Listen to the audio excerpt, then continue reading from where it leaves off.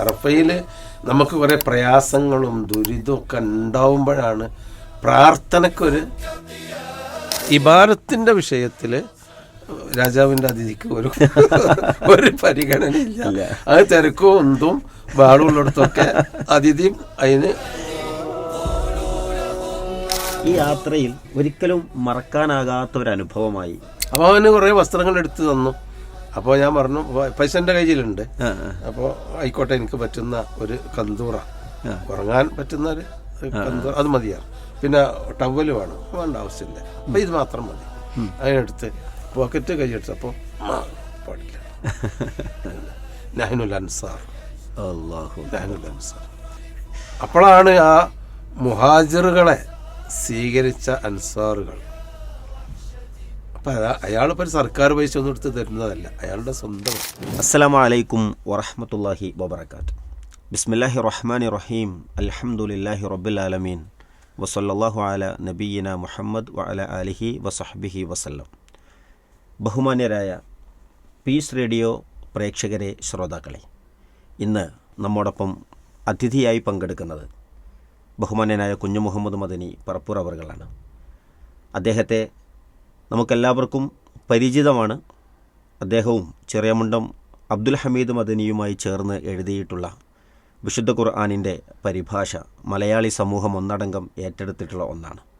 മാത്രമല്ല ദീർഘകാലമായി കേരളത്തിൻ്റെ സാമൂഹിക, സാംസ്കാരിക, മത രംഗങ്ങളിൽ വ്യത്യസ്തമായ ഇടപെടലുകൾ നടത്തിക്കൊണ്ടിരിക്കുന്ന ഒരു വ്യക്തിത്വം കൂടിയായ കുഞ്ഞു മുഹമ്മദ് മദനി പറപ്പൂർ അവർകൾ ഇപ്പോൾ ജാമിയ അൽ ഹിന്ദ് അൽ ഇസ്ലാമിയയുടെ കാര്യദർശിയും വിസ്ഡം ഇസ്ലാമിക് ഓർഗനൈസേഷൻ്റെ സംസ്ഥാന വൈസ് പ്രസിഡൻറ്റും പണ്ഡിത സഭയുടെ ചെയർമാനുമാണ്.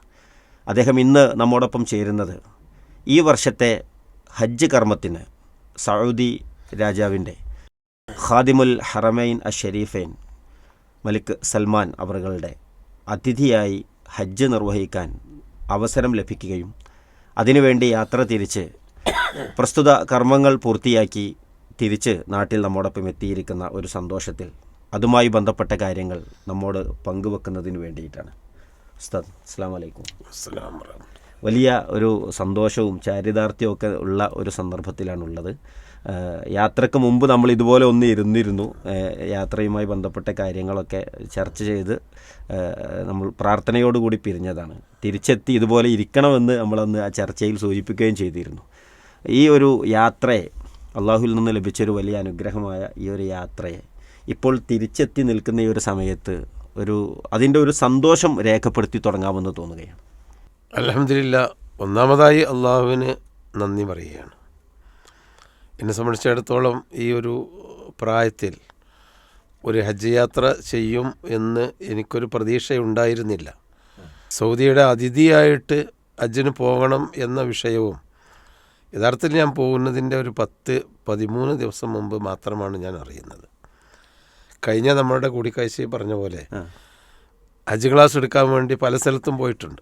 നമ്മുടെ സംഘടനാപരമായുണ്ട്, പ്രൈവറ്റ് പാർട്ടികൾ, MSS പോലെയുള്ള സംഘടനകൾ ഹജ്ജിന് വിളിച്ചിരുന്നു. അതിലൊക്കെ ഹാജിമാരോട് ഞാൻ ദുആ കൊണ്ട് വസിയത്ത് ചെയ്യുകയും അവർക്ക് വേണ്ട മാർഗനിർദ്ദേശങ്ങൾ നടത്തുകയും ചെയ്തപ്പോഴൊന്നും ഞാനും ഉണ്ട് എന്ന് പറഞ്ഞിട്ടില്ല. അതെ. കാരണം എനിക്കത് അറിയുമായിരുന്നില്ല. പെട്ടെന്നാണ് എൻ്റെ ഒരു സ്നേഹിതൻ മുഖേന ഈ വിവരം അറിയുന്നതും അൽഹംദുലില്ലാ അങ്ങനെ ഒരു അവസരം കിട്ടിയതും. അപ്പോൾ അതുകൊണ്ട് അള്ളാഹുവിനെ സ്തുതിക്കുകയാണ് ഏറ്റവും പ്രധാനമായി. മാഷാ അല്ലാ. ഈ ഒരു യാത്രക്ക് വേണ്ടിയുള്ള മറ്റ് ഒരുക്കങ്ങളൊക്കെ പൂർത്തിയാക്കിയ കൂട്ടത്തിൽ ഇങ്ങനൊരു അവസരം ലഭിച്ചപ്പോൾ ഒരു ആത്മീയമായ ഒരു തയ്യാറെടുപ്പ് അതെന്തായിരുന്നു എന്നുള്ളതാണ്. പൊതുവേ അവിടെ ചെന്നാൽ പൊതുവേ അവിടുന്ന് കൂടുതൽ തെക്കുവ ഉണ്ടാക്കുന്നതിന് പകരം ഇവിടുന്ന് തെക്കുവ ഉണ്ടാക്കി നിങ്ങൾ പോകണം എന്നാണല്ലോ വിശുദ്ധ ഖുർആൻ്റെ ഒരു ആഹ്വാനവും ആ രംഗത്ത്. ആ നിലക്ക് മാനസികമായ ആത്മീയമായൊരു തയ്യാറെടുപ്പ് എന്ന് വെച്ചാൽ, ഒന്ന് എനിക്ക് പലതരത്തിലുള്ള യാത്രാ പ്രയാസങ്ങളും ഉണ്ട്. അങ്ങനെ എൻ്റെ ഒരു കൺവീനിയൻ്റ് ആയിട്ടുള്ള പോകുന്നതിന്. പക്ഷെ ഒന്നാമതായിട്ട് എനിക്ക് പടച്ചോനെ യാതൊരു അനാരോഗ്യവും ഇല്ലാതെ, പ്രത്യേകിച്ചും ഒരു വലിയ ഒരു ക്രീം ടീമിൻ്റെ കൂടെയാണ് പോകുന്നത്. അപ്പോൾ അവർക്കിടയിൽ ഞാനൊരു രോഗിയാവാതെ തിരിച്ചു പോരാനുള്ള തൗഫീഖ് ഉണ്ടാവണം എന്നാണ് ഒന്നാമതായി ഞാൻ പ്രാർത്ഥിച്ചിരുന്നത്. അതുപോലെ തന്നെ പടച്ചോനെ എനിക്ക് ലാ തെക്കിൽനി ഇലാ നഫ്സി തർഫത്തായിൻ, എന്ന് പലപ്പോഴും പ്രാർത്ഥിക്കാറുണ്ട്. എൻ്റെ കാര്യം എന്നെ നീ ഏൽപ്പിക്കരുതേ ഒരു കണ്ണിമ വെട്ടുന്ന സമയം പോലും. അപ്പോൾ ആ ഒരു പ്രാർത്ഥന ഞാൻ കൂടുതൽ പ്രാർത്ഥിച്ചിരുന്നു. അതുകൊണ്ടായിരിക്കണം എൻ്റെ ഒരു വിദ്യാർത്ഥി കൂടിയായ എൻ്റെ സ്നേഹിതൻ ഷെയ്ഖ് മുഹമ്മദ്, ഡോക്ടർ ഷെയ്ഖ് മുഹമ്മദ്, അദ്ദേഹം എൻ്റെ ഒരു വലിയ സഹായിയായി പഠിച്ചവൻ തന്ന പോലെയാണ്. അദ്ദേഹം ഒരു യാത്രയിൽ അദ്ദേഹത്തിനും ഒരു ഹജ്ജിൻ്റെ സൗകര്യം കിട്ടി. അത് മാത്രമല്ല, അയാൾ എന്നെ നിരീക്ഷിച്ചു കൊണ്ടുള്ള എൻ്റെ സഹായങ്ങൾ നോക്കിക്കൊണ്ടുള്ള ഒരു ഹജ്ജ് ആണ് എനിക്ക് കിട്ടിയത്. പിന്നെ ഡൽഹിയിൽ നിന്നാണ് ഞങ്ങൾ പുറപ്പെടുന്നത്. അവിടെ ചെന്നപ്പോഴും എൻ്റെ സുഹൃത്ത് ഹലീം എല്ലാ സൗകര്യം, ഒരു പിതാവിന് കൊടുക്കുന്ന എല്ലാ സൗകര്യവും ചെയ്തു തന്നു. അവിടെ താമസിക്കാൻ നമ്മളെ MP ആയ അഡ്വക്കേറ്റ് ഹാരിസ് ബിരാൻ്റെ ഫ്ലാറ്റ് ഒരുക്കി തന്നു. അതൊക്കെ ഞാൻ പറയുന്നത് ഞാൻ ഒറ്റക്കോ അല്ലെങ്കിൽ വേറൊരു പരിചയമില്ലാത്ത കൂട്ടുകാരുടെ കൂടെയാണെങ്കിൽ ഞാൻ ആകെ കൂടി പ്രയാസപ്പെടും. അപ്പം എന്തോ പഠിച്ചവൻ്റെ ഒരു സഹായം എല്ലാ സ്ഥലത്തും എൻ്റെ കൂടെ ഉണ്ടായിരുന്നു.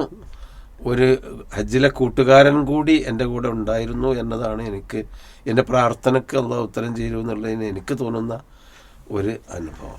ഒരുക്കത്തിൽ തന്നെ നടത്തിയൊരു പ്രാർത്ഥനയ്ക്ക് ഉത്തരം കിട്ടി എന്ന് തന്നെ വിശ്വസിക്കാവുന്ന രൂപത്തിലായിരുന്നു ഹജ്ജിലെ ഓരോ സന്ദർഭങ്ങളും എന്നാണ് സൂചിപ്പിച്ചത്. ഇവിടുത്തെ നമ്മുടെ യാത്രകൾ നമ്മൾ പരിശോധിക്കുകയാണെങ്കിൽ സാധാരണ ആളുകൾ ഹജ്ജിന് പോകുന്നതിൽ നിന്ന് തീർത്തും വിഭിന്നമായിട്ടാണ് ഒരു അതിഥിയായി, പ്രത്യേകിച്ച് ഖാദിമുൽ ഹറമൈൻ ഷെരീഫൈൻ അവരുടെ ഒരു അതിഥിയായി പങ്കെടുക്കുമ്പോൾ ഉണ്ടാകുന്ന മാറ്റങ്ങൾ.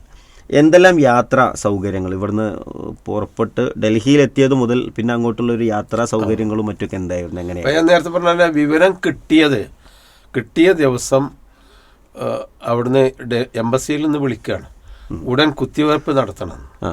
അപ്പോൾ ഞാൻ എൻ്റെ സുഹൃത്തുക്കളായ ഡോക്ടർമാർ, ഡോക്ടർ സലീം, അദ്ദേഹം തിരൂർ ഗവൺമെൻറ് ഹോസ്പിറ്റലിലെ ഡോക്ടറാണ്, അതുപോലെ അബ്ദുൽ മാലിക് ഡോക്ടർ, നമ്മുടെ അവരോടൊക്കെ ഒന്ന് വിളിച്ചു ചോദിച്ചപ്പോൾ നാളെയാണ് അവസാനിക്കുന്ന ദിവസം കുത്തിവെപ്പ്, നിങ്ങൾ അപേക്ഷ കൊടുത്തിട്ടുണ്ടോ, നിങ്ങൾക്ക് അതിൻ്റെ ബുക്ക് കിട്ടിയിട്ടുണ്ടോ, ഹജ്ജ് ഗവൺമെൻറ്റിൻ്റെ അതിനൊരു ബുക്കുണ്ട്, അപ്പോൾ അതില്ലാതെ പറ്റൂലെന്ന് അവർ വിളിച്ചു പറഞ്ഞതാണ്. അതെന്തായിരുന്നാലും കുത്തിവെപ്പ് നടത്തി സർട്ടിഫിക്കറ്റ് വേണം.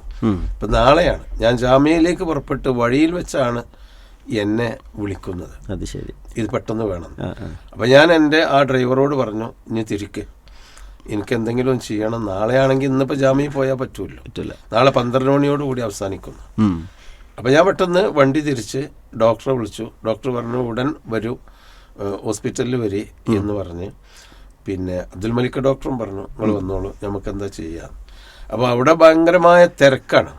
ഈ കുത്തിവെപ്പിൻ്റെ അവസാനത്തെ ദിവസമായതുകൊണ്ടും അഡീഷണൽ ലിസ്റ്റ് വന്നു, ആജിമാരുടെ ഭയങ്കര തിരക്കാണ്. പക്ഷേ ഈ 2 ഡോക്ടർമാരും അബ്ദുൽ മലിക്കും സലീം ഡോക്ടറും ഉണ്ടായതുകൊണ്ട് എനിക്ക് എല്ലാ സൗകര്യങ്ങളും. പക്ഷെ അവർ ചെന്ന് ചോദിക്കുകയാണ് നിങ്ങളെ ബുക്ക് അവിടെ.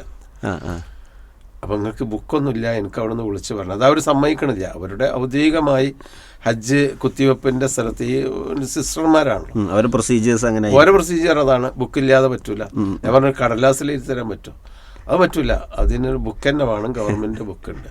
പെട്ടെന്ന് അവിടെ വരികയാണ് നമ്മുടെ തിരൂരിലെ നമ്മുടെ ഒരു സുഹൃത്തും അവിടുത്തെ മസ്ജിദുൽ ഇഖ്മയുടെ ചെയർമാനും ഒക്കെ ആയ ഫരീദ്, അൽമനാസിക് ഹജ്ജ്. ഫരീദ് അവിടെ വന്നപ്പോൾ ഫരീദിനോട് പറയാണ്, ഫരീദ് ബുക്കില്ലല്ലോ, അറിയാൻ തരാം 2 ബുക്ക്. അവർക്ക് ഹജ്ജ് ഗ്രൂപ്പ് ഉണ്ടായത് കൊണ്ട് 2 ബുക്ക് അവിടെ ബാക്കിയുണ്ട്. ഒരു ബുക്ക് നിങ്ങൾക്കും ഒരു ബുക്ക് നിങ്ങളുടെ സുഹൃത്തിനും തരാം. അപ്പോൾ ആ യാത്രയിൽ അത് അങ്ങനെ തിരൂരെത്തിയപ്പോഴേക്ക് അതൊക്കെ ഏകദേശം ക്രമമായി വരും. പിന്നെ ഷെയ്ഖ് മുഹമ്മദിനെ വിളിച്ചു, അവനോട് പറഞ്ഞു പെട്ടെന്ന് ഇവിടെ എത്തണം എന്ന് പറഞ്ഞു. അവന് ഞാൻ വേറെ വഴിക്ക് യൂണിവേഴ്സിറ്റിയിൽ എന്തോ ഒരു ഡോക്ടർ PhD-ക്കാരുടെ വൈവുണ്ട്, അതിന് പോകാൻ പറ്റില്ല, ആ വൈവ് നിർത്തിയേക്ക് ഇവിടെ എത്തണം എന്ന് പറഞ്ഞു. അവനും എത്തി, 2 പേർക്കും കുത്തിവെപ്പ് കഴിഞ്ഞു. അങ്ങനെയാണ് ഞങ്ങൾ പോകുന്നത്. പിന്നെ പിറ്റേന്ന് നമ്മൾ ഡൽഹിയിലേക്കാണ് നമ്മൾ എത്തിയത്. അപ്പോൾ പിന്നെ അവിടെ ഹലീം എന്ന് പറയുന്ന ഡൽഹിയിലെ KMCC പ്രസിഡന്റാണ്, സെക്രട്ടറിയാണ്. അവനെ വിളിച്ചു, പെട്ടെന്ന് ബുക്കിംഗ് ഡൽഹിയിലെത്താനുള്ള സൗകര്യം വേണം. അപ്പോൾ അവന് ബുക്ക് ചെയ്ത് തന്നു. ഒരു റൂം വേണമെന്ന് പറഞ്ഞു. അതൊക്കെ നിങ്ങൾ വന്നാൽ മതി, ഞാൻ റെഡിയാക്കാമെന്ന് പറഞ്ഞു. അങ്ങനെ ഡൽഹിയിൽ ഞങ്ങൾ 2 പേരും എത്തി. അങ്ങനെ ഡൽഹിയിൽ നിന്ന് എംബസിയിൽ അവർ പറഞ്ഞൊരു ദിവസം ഉണ്ടായിരുന്നു, 17-ാം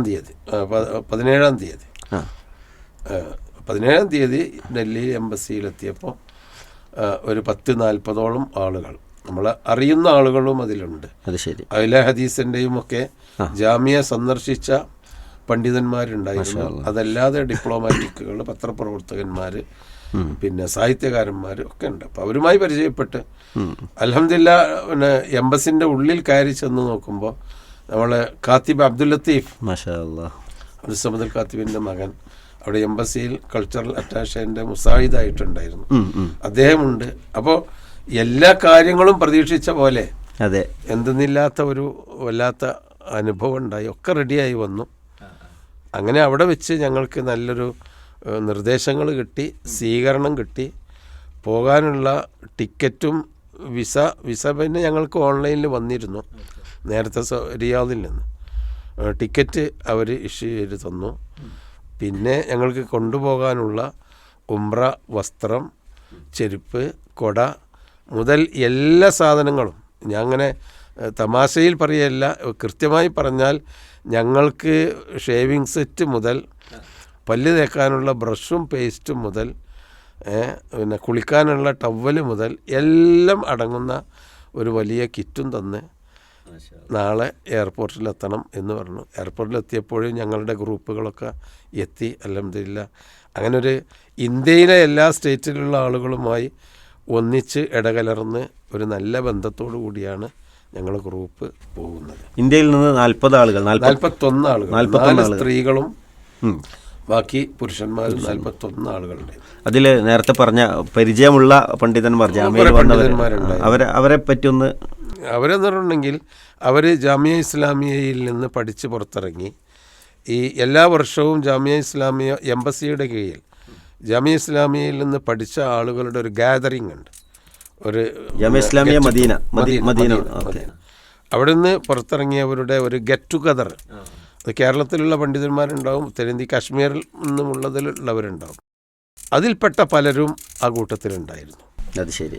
അപ്പോൾ എന്നെ പെട്ടെന്ന് അവർക്ക് മനസ്സിലായിട്ടില്ല. പക്ഷേ അവിടുന്ന് എംബസിയിൽ നിന്ന് അംബാസഡറുടെ നേതൃത്വത്തിൽ ഞങ്ങളൊരു മീറ്റിംഗ് കൂടിയപ്പോൾ ഓരോരുത്തരും ഇങ്ങനെ വായിക്കും, പേര് വായിച്ചിട്ട് ഞങ്ങൾക്കൊരു അംബാസഡർ തന്നെ ഒരു സർട്ടിഫിക്കറ്റ് തരും, ഞങ്ങളെ ഒരു തെക്രീം ഞങ്ങളെ ആദരിക്കാൻ വേണ്ടി. അപ്പോൾ അതിൽ വായിച്ചപ്പോൾ എൻ്റെ പേര് വായിച്ചപ്പോൾ അവർക്കൊക്കെ അപ്പോൾ പിന്നെ അവർ വന്ന് കൈ തന്ന് കുഞ്ഞു മുഹമ്മദ് മദനി ജാമിയ അൽ ഹിന്ദല്ലേ മനസ്സിലായി. അപ്പോൾ അങ്ങനെയാണ് അവരുമായി ബന്ധപ്പെടുന്നതും പിന്നെ മറ്റുള്ള ആളുകളുമായിട്ടും ബന്ധപ്പെട്ട് നല്ല ഇതുണ്ടായി. അങ്ങനെ ഡൽഹിയിൽ നിന്ന് നേരെ റിയാദ് ജിദ്ദയിലെത്തിയപ്പോൾ അവരുടെ ആ ഒരു നമ്മളെ സ്വീകരിക്കാനുള്ള ഒരു ആവേശം, അതിനൊരു വല്ലാത്ത അത്ഭുതം തന്നെ. വലിയ പ്രഗത്ഭരാണെന്ന ഞങ്ങൾക്ക് തോന്നിയ പ്രഗത്ഭരായ ആളുകൾ ഞങ്ങളെ എയർപോർട്ടിൽ നിന്ന് അങ്ങനെ എമിഗ്രേഷൻ കഴിഞ്ഞ് അതൊന്നും പ്രൊസീജിയറൊന്നുമില്ല, ഞങ്ങളെ ഗ്രീൻ ചാനലുകളാണ്. ഗ്രീൻ ചാനൽ കൂടി വന്നപ്പോൾ ഓരോ 10 മീറ്ററിലും ഞങ്ങളെ സ്വീകരിക്കാൻ ആള് ഞങ്ങൾക്ക് പിന്നെ ഫ്രൂട്ടുകൾ, ജ്യൂസുകൾ അതൊക്കെ വിതരണം ചെയ്ത് മറ്റു ആജിമാർ ഇറങ്ങാത്ത ആ പ്ലേറ്റിൽ വേറെയും കുറേ ആളുകളുണ്ട്, മറ്റു രാജ്യത്തുള്ള ആജിമാരും സാധാ ആജിമാരൊക്കെ ഉണ്ട്. പക്ഷെ ഞങ്ങളൊരു 41 ആളിലുള്ളൂ. അപ്പോൾ മറ്റുള്ള ആജിമാരുടെ ചാനലിൽ കൂടി അല്ലാതെ ഒരു ഭാഗത്ത് കൂടി കൊണ്ടുപോയി. ജിദ്ദയിൽ ഞാൻ ഒരു 10-25 പ്രാവശ്യം പോയിട്ടുണ്ട് ജിദ്ദയിൽ. പക്ഷെ അവിടെ ഒന്നും ഞാൻ ഇറങ്ങാത്ത ഒരു കവാടത്തിൽ കൂടിയാണ് ഞങ്ങൾ ഇറക്കി കൊണ്ടുപോയത്. പിന്നെ ഞങ്ങൾ ചെന്നപ്പോൾ ഖാദിമുൽ ഹറമൈൻ സ്റ്റിക്കറൊക്കെ ഒട്ടിച്ച ബസ് റെഡിയായി നിൽക്കുന്നുണ്ട്. പിന്നെ ഞങ്ങൾക്ക് സംശയം ഉണ്ടായില്ല, അതിലേക്ക് ഞങ്ങൾ കയറ്റി, അവർ നമ്മളെ കയറ്റി വിട്ടു. അവരുടെ 2 മന്ദൂബുകൾ പ്രതിനിധികളും ഉണ്ടായിരുന്നു. പിന്നെ ഞങ്ങളുടെ കുശലങ്ങൾ അന്വേഷിച്ചു, എന്താണ് വേണ്ടത്, നമുക്ക് എന്താണ് എന്നുള്ള, അതായത് അവരുടെ ഈ ഇസ്തിലാഫത്ത്, ആ ഹോസ്റ്റിംഗ്, അത് മലിക്കിൻ്റെ പ്രത്യേക നിർദ്ദേശം കിട്ടിയതുപോലെയുള്ള അവിടുത്തെ ഇപ്പം സൗദി ഗവൺമെൻറ് ആജിമാരെ ഗസ്റ്റായിട്ട് എല്ലാ കൊല്ലം കൊണ്ടുപോകാറുണ്ടല്ലോ. അപ്പോൾ അവർക്ക് കൊടുക്കുന്ന ഒരു ട്രെയിനിങ് ആയിരിക്കാം. അതിനൊരു വല്ലാത്ത വിനയത്തിൻ്റെ, നമ്മളെ പെട്ടി നമ്മൾ പിടിക്കാൻ അയക്കൂല, കയറുമ്പോൾ നമ്മളെ കൈ പിടിച്ച്, പ്രത്യേകിച്ചും ഒരു നരയൊക്കെ വലിച്ച ആളാണെങ്കിൽ ഒരു വല്ലാത്ത ആദരവ് എനിക്ക് അനുഭവപ്പെട്ടു. അവരില്ല തന്നെ. അൽഹംദുലില്ലാ. അങ്ങനെ ജിദ്ദയിലെത്തുന്നു. അവിടുന്ന് ജിദ്ദയിൽ നിന്ന് നേരെ താമസ സ്ഥലത്തേക്ക്. താമസസ്ഥലം എന്ന് പറയുന്നത് കഅബയിൽ നിന്നും ഒരു 10 മിനിറ്റ് ദൂരെ പോകാവുന്ന അസീസിയയിലേക്ക് പോകുന്ന വഴിയിൽ ഒരു ടണൽ കടന്നാൽ എത്തുന്ന പിന്നെ ഹോളിഡേ ഇൻ എന്നൊരു ഹോട്ടലാണ്. ഹോളിഡേ ഇൻ എന്നാണ് ഇൻ്റർനാഷണൽ ഹോട്ടലാണ്. അപ്പോൾ അവിടെ ചെന്ന് നോക്കുമ്പോഴും ഞങ്ങളുടെ ബസ് ഇറങ്ങുന്നിടത്ത് ഞങ്ങളെ ചെറിയ ഒരു ബാഗ് ഞങ്ങളെ കയ്യിലുണ്ട്, ഈ പാസ്പോർട്ടും മറ്റും. അതുപോലും അവർ ഞങ്ങളെ കൊണ്ട് എടുപ്പിക്കുന്നില്ല. അതൊക്കെ പിടിച്ച് ഓരോരുത്തർക്കും ഓരോരോ ആളെന്ന പോലെ ഞങ്ങളെ കൈ പിടിച്ച്, അപ്പോഴേക്ക് ക്യാമറക്കാരുണ്ട്, ചാനലുകാരുണ്ട്, പിന്നെ നമുക്ക് ഓരോരോ പൂബൊക്കെ ഓരോരുത്തർക്കും പൂബൊക്കെ തരുന്നു. പിന്നെ അങ്ങനെ ഞങ്ങളെ ഹോട്ടലിൻ്റെ കോറിഡോറിലേക്കാണ് കയറ്റിയിട്ട് ഞങ്ങൾക്ക് അവരുടെ ആചാരം അതാണ്, ആ ഈത്തപ്പഴം കഹുവയും ഈത്തപ്പഴം തരുന്നു. ഞങ്ങളെ പ്രത്യേകമായ സ്ഥലത്ത് ഇരുത്തുന്നു. എന്നിട്ട് പിന്നെ ഫോട്ടോ എടുക്കുന്നു. പിന്നെ പണ്ഡിതന്മാരൊക്കെ വന്ന് ഞങ്ങൾക്ക് കൈ തരുന്നു. അപ്പോൾ എനിക്കൊക്കെ തോന്നിയത് നമ്മളാരും അർഹിക്കാത്ത ഒരു ആദരവും ഒരു പിന്നെ ആതിഥേയത്വം അവർക്കാണ്. ആ ആതിഥേയത്വം എല്ലായിടത്തും അത് പ്രത്യേകമായി ഞങ്ങൾ കണ്ടിരുന്നു. ഇതുവരെയെന്ന് പറഞ്ഞാൽ നടന്നു പോകുന്ന വഴിയിൽ വരെ അവിടെയുള്ള മിലിറ്ററിയാണ്, ധാരാളം മിലിറ്ററികളുണ്ട്. അവർക്ക് വരെ നമ്മുടെ ഈ ബാഡ്ജ് കണ്ടാൽ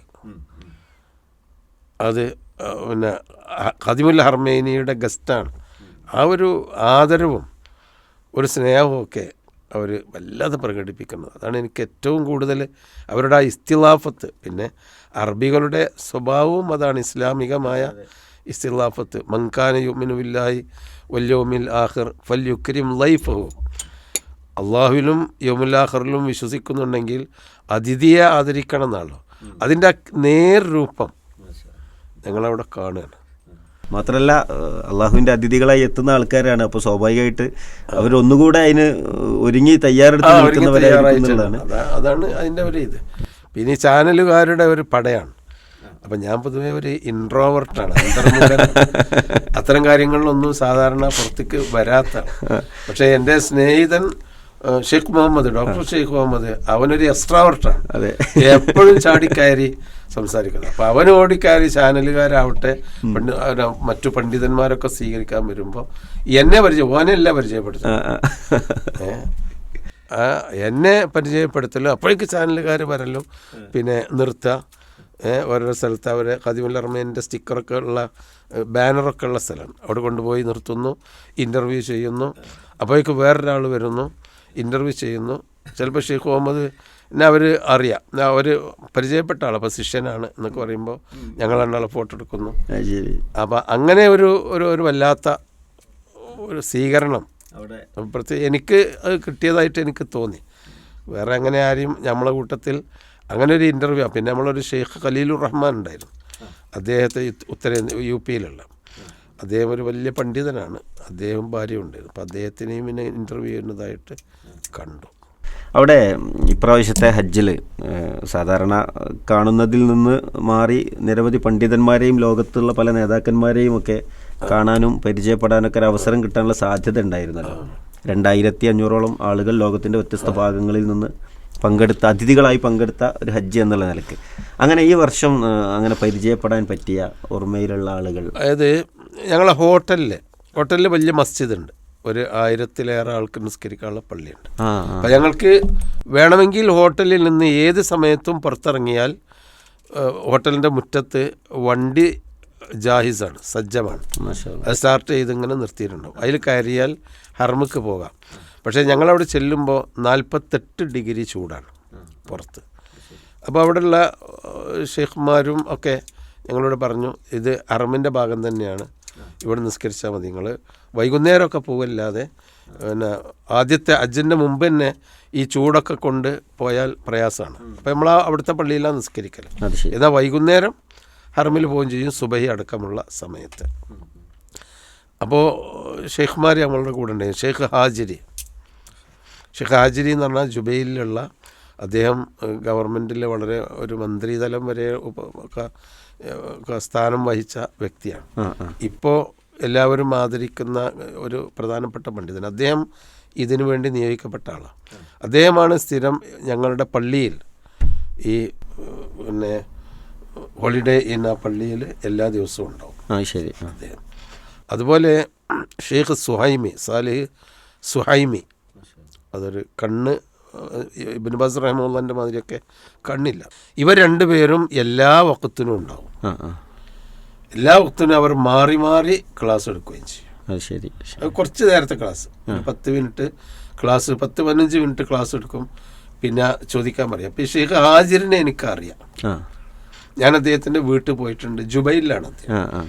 അത് നമ്മുടെ സുഹൃത്തുക്കൾ, പിന്നെ നമ്മുടെ അരീക്കോട് അർഷദ് ആ ടീം അവിടെ ജുബൈലിൽ ചെന്നപ്പോൾ അദ്ദേഹത്തിൻ്റെ വീട്ടിൽ പോയി അദ്ദേഹവുമായിട്ടൊക്കെ ബന്ധപ്പെട്ടിട്ടുണ്ട്. അപ്പോൾ അദ്ദേഹം ഞാൻ ക്ലാസ് എടുക്കുമ്പോൾ ആ ഒന്നാമത്തെ സൊഫിൽ എന്നെ മുന്നിൽ ചെന്നിരിക്കും. അദ്ദേഹം എന്നെ ഐഡൻറ്റിഫൈ ചെയ്തോണം. എനിക്ക് അയാളെ അറിയില്ല. ഹാജിരി, ഇതാണ് ഹാജിരി എന്നുള്ളത്. കാരണം അന്ന് ഒരു വീട്ടിൽ പോയി ഓർമ്മയുള്ളൂ കണ്ടപ്പോൾ ആ അബായൊക്കെ ഇട്ട്. അപ്പോൾ അദ്ദേഹം ഞങ്ങൾക്ക് ചെന്ന് വെറുതെ സലാം ചൊല്ലി.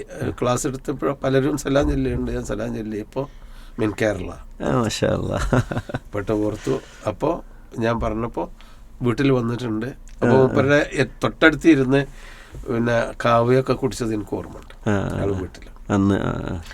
പിന്നെ അദ്ദേഹം എല്ലാ ക്ലാസ്സിലും ഉണ്ടാവും. പിന്നെ സുഹൈമി കണ്ണു കാണാത്ത ആളാണ്. അദ്ദേഹം ക്ലാസ് എടുക്കും, എല്ലാവരും ചോദിക്കും. അപ്പോൾ ക്ലാസ് എടുക്കുന്ന കാര്യം എന്ന് പറഞ്ഞാൽ വളരെ വളരെ പ്രാഥമികമായ ദീനി വിഷയങ്ങളാണ് ക്ലാസ് എടുക്കുക. അല്ലാതെ വലിയ മസാലകളൊന്നുമല്ല.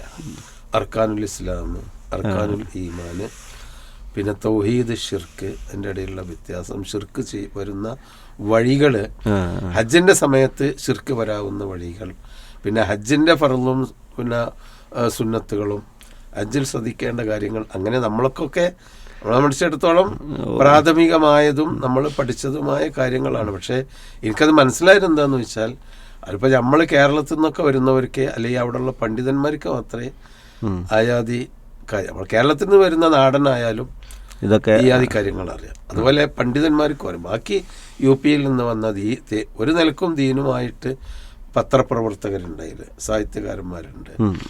പിന്നെ അതുപോലെ പിന്നെ വലിയ ഉദ്യോഗസ്ഥന്മാർ, IAS IPS ലെവലിലുള്ള ഉദ്യോഗസ്ഥന്മാരുണ്ട്.